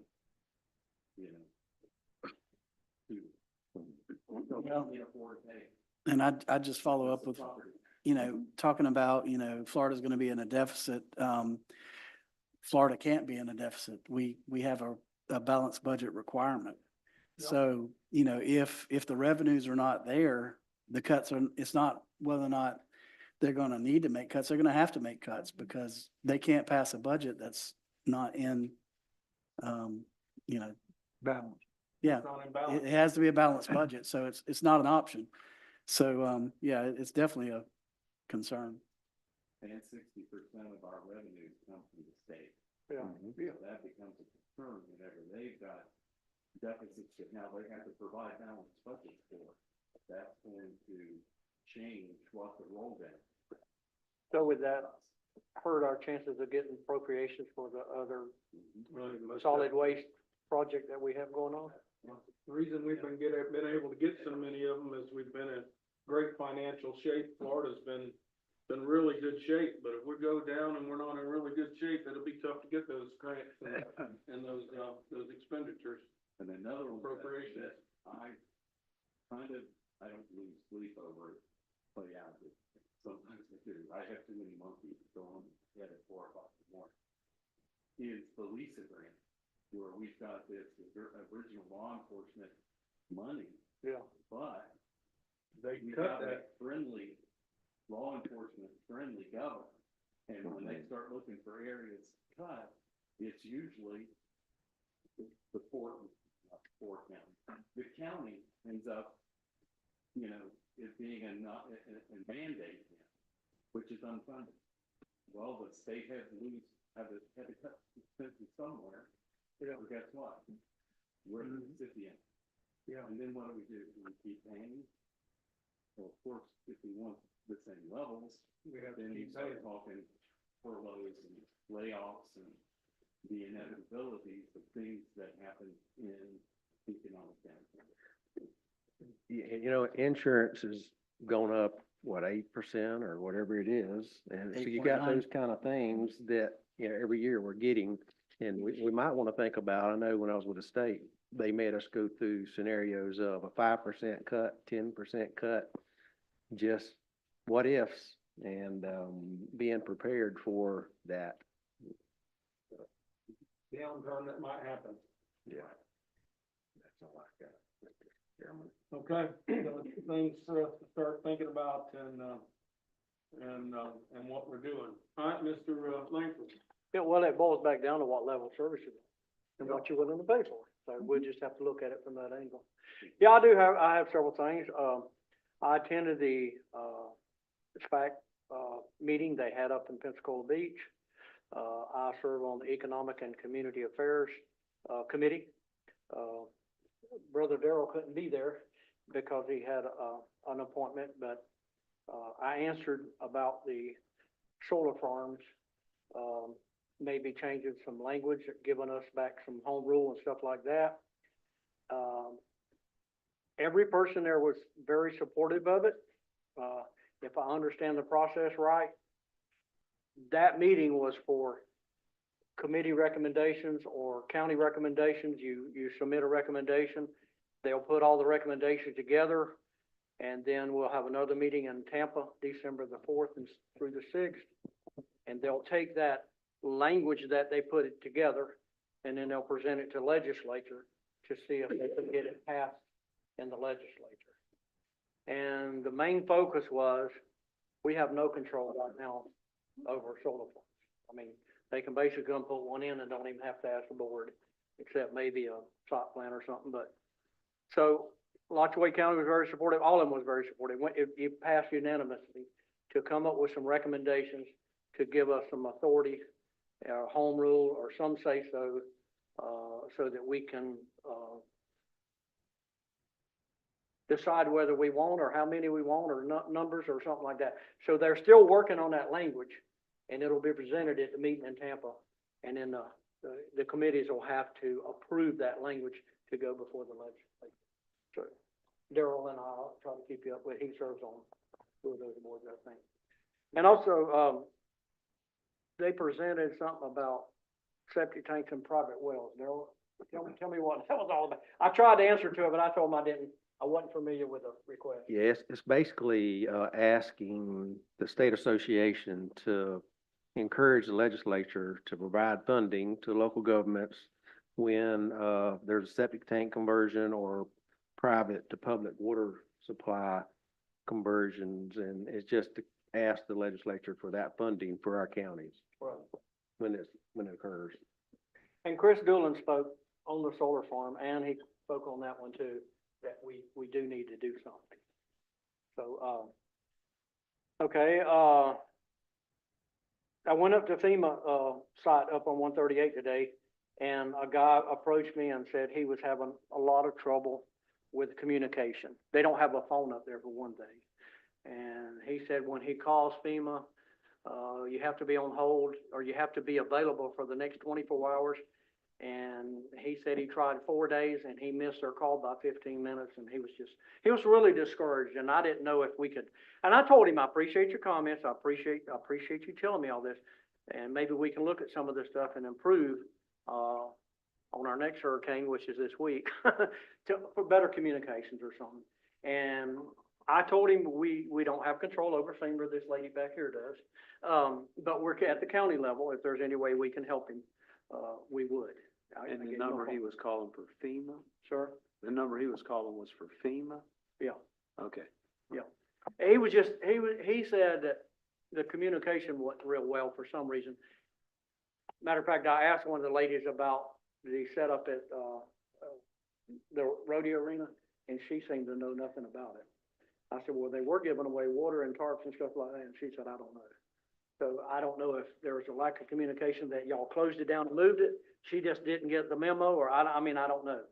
Because he was looking for a tarp, and I said, well, you might could go down there and get one. And I asked her, was they open? And she said, we don't know.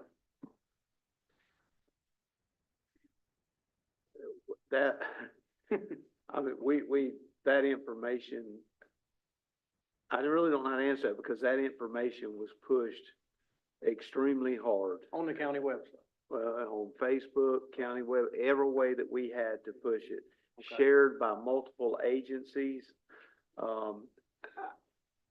It was on there today where you can get tarps tomorrow mean, in a it couple went- locations. It went out several times now, and I just don't know how we could push it, the information that we pushed, any harder than. If he than signed up pushing. for our alerts, because I think it was a text message I got too. We sent out, we think- sent out all kind of stuff. We sent out the Everbridge calls, we sent out, so they needed somehow, if everything's going great, sounds to me like they live in a great world. They're not bothered by all this other stuff going on, Well, but when they needed help, but there's, My question, does FEMA get, at that site on 138, do they get that information that y'all sending out, or do they even try to get it? so they can pass it on to the people that come Well, I over. don't think they were there during that event. They had pulled them out. They wasn't even there, were they? So Ralph Smith, Emergency Management, just like what happened today at 7 p.m., they will no longer be there until after the storm. But I spent approximately 2 or 3 hours up there with them folks the other day, Mm-hmm. and I don't know how many pallets of stuff that I put outside that they've handed out.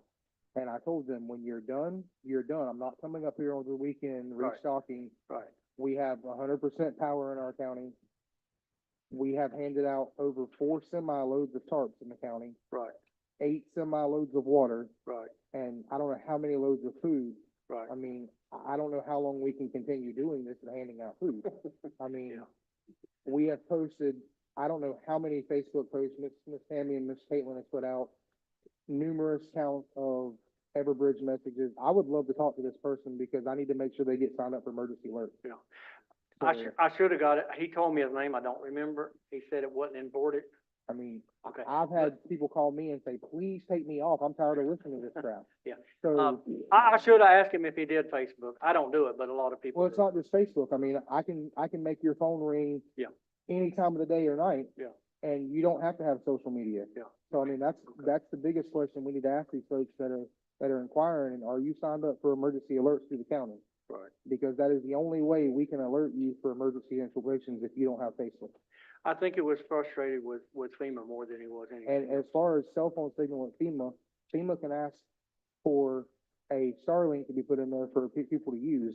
Yeah.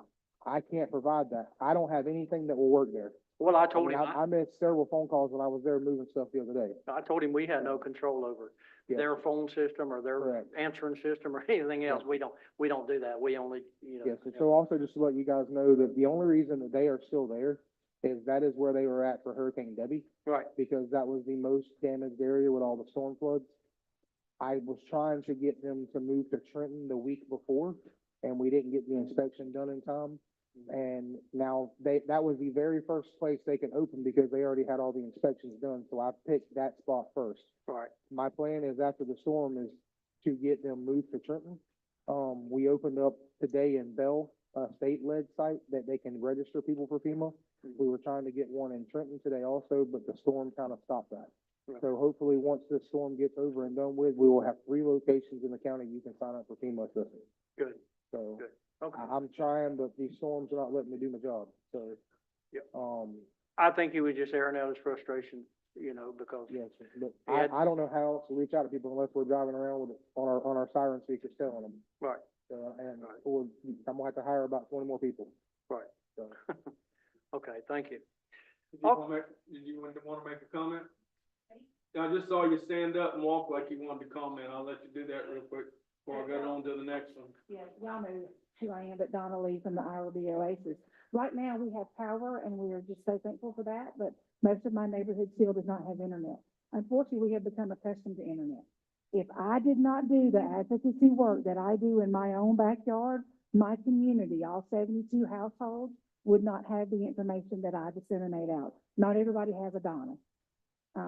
So what's happening is we as a community, we as a culture have gotten where we depend on the internet and information comes that way. I feel like we've almost lost our ability to think beyond, pick up this phone and it comes to me. We need to go get it. That's part of the messaging that I think we as a community have the opportunity to actually look at differently post-storm and say, next time, or let's look at next year when hurricane season comes about, how are you going to get your messaging? Right. What can you do? Right. Renters, for instance, that don't have renters insurance. I live inside my father's house. I carry a renter's policy. Donna Lee carries a renter's policy because I am a grown adult that needs to take care of my own stuff. I don't need to rely on my landlord, who is my daddy, who would give me the moon, but I need to rely on me. We have an opportunity to educate our community about ways, opportunities that they can be more self-sustaining to do that. And we're just not having those conversations. Now is not the time for those conversations. No. We have all of the spring to help navigate these kind of conversations for people. But right now, the more that we can network with our faith-based leaders, with our community that, and our groups within out there, within whoever's going out to the community about that information, because the leadership has disseminated that information as best as they possibly can.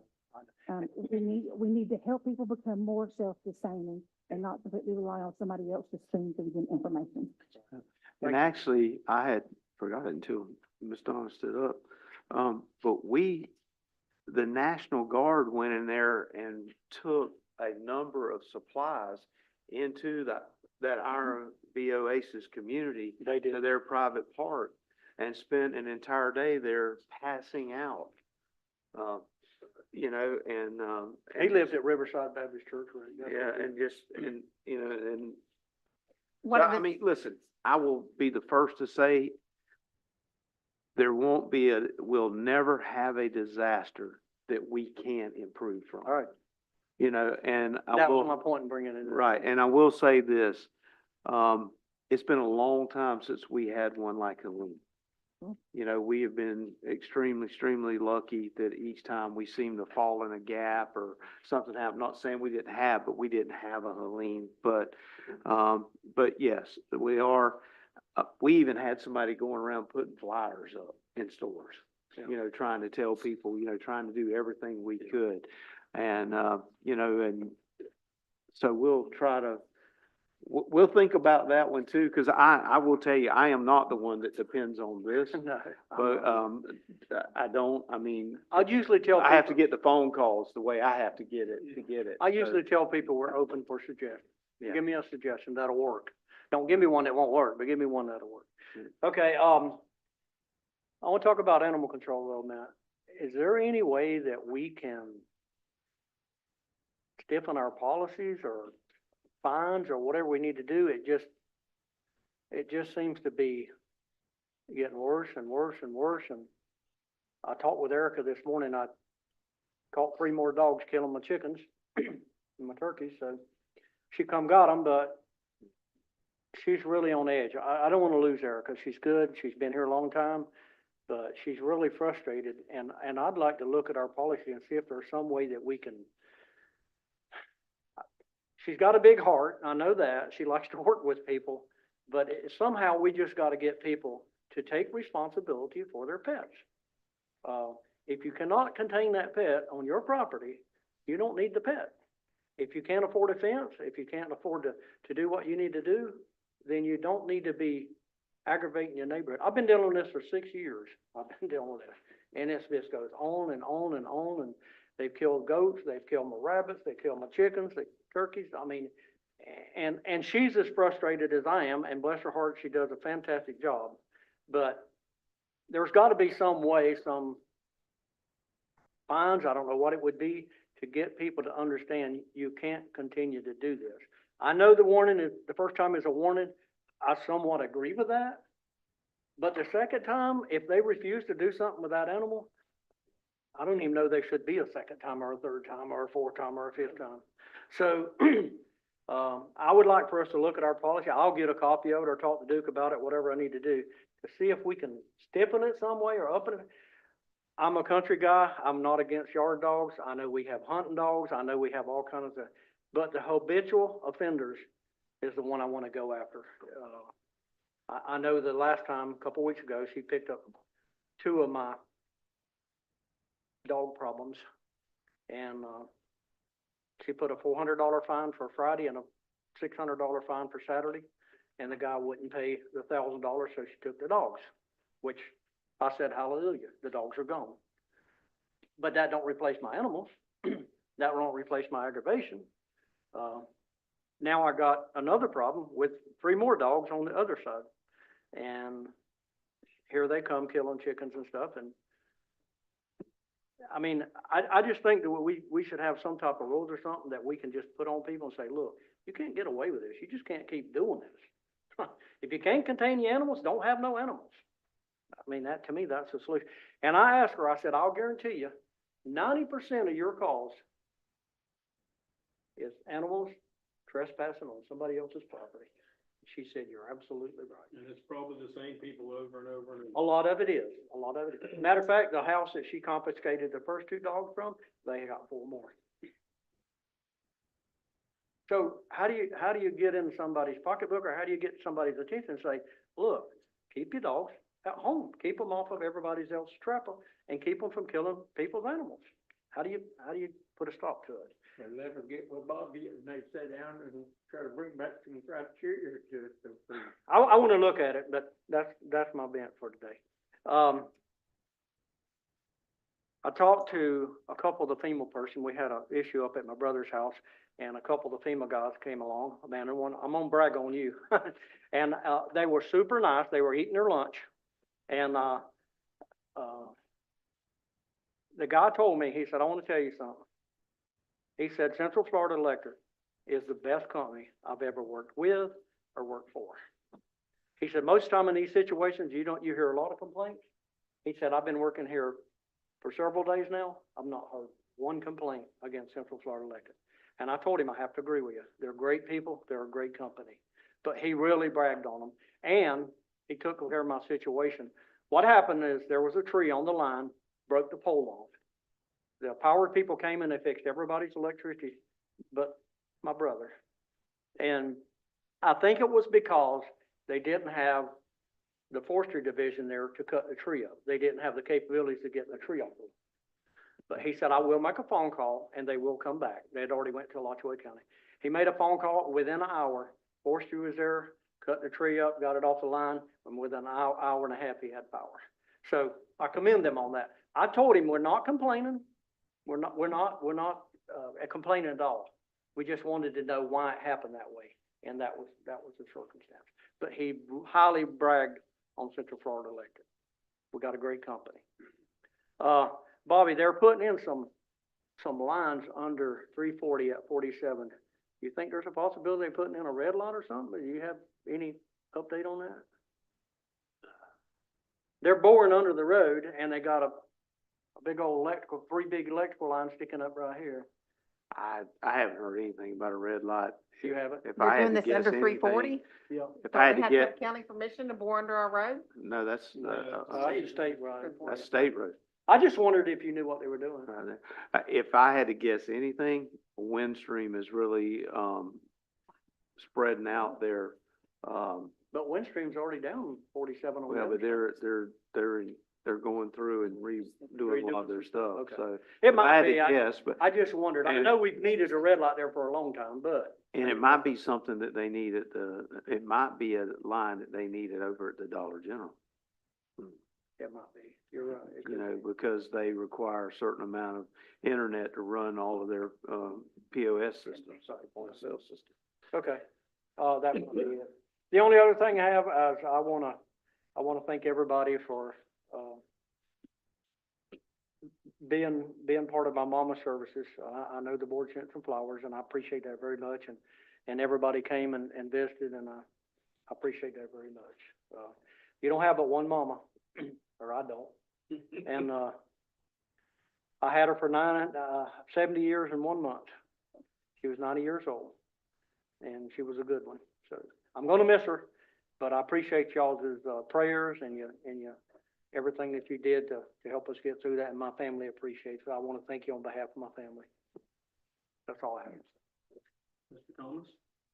We've been talking about permitting and stuff, like the state's got their rules that we enforce, and the county's got their set that we enforce. I'd like to get a copy of our rules brought to the next meeting. And then kind of set a date and let's go over and see what we can clean up or what needs cleaning up. Yeah. That workshop. Yeah. I would agree with that. Yeah, we need to see if there's some things we can lighten up on. That's Yeah. it. I agree. All right, anything else? My hat's off to Ralph, Bobby, all our staff, employees for what they've done through this last storm. Solid waste, everybody. Ralph, Yeah, call. everybody's done a great job. I thank them very much.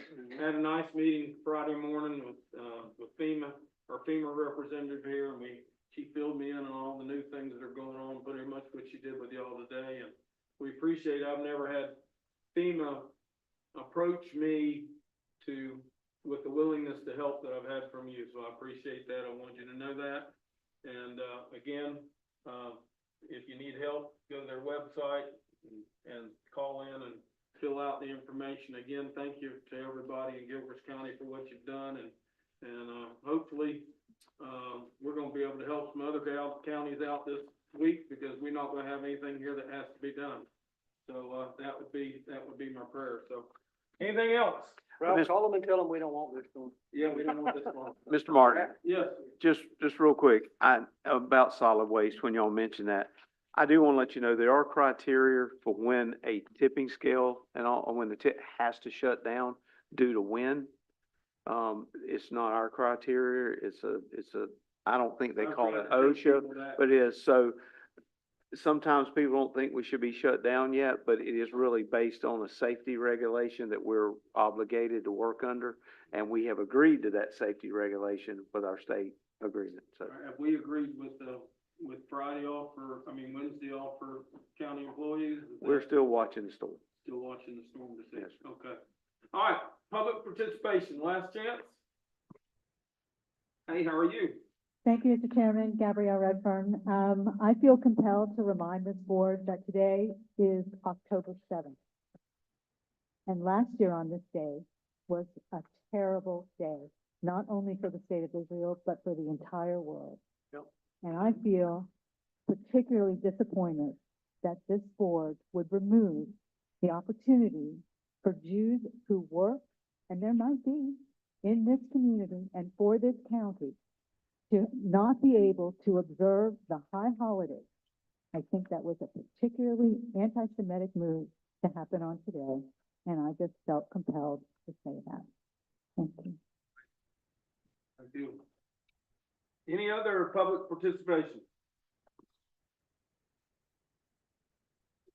Question. Are there gonna be any changes to First Street and the Heart, because the Not currently. No, we're staying positive. Yeah. All right, any other public participation? All right, we have a Motion to adjourn. in a second? All right, no objection? Meeting adjourned. Yeah.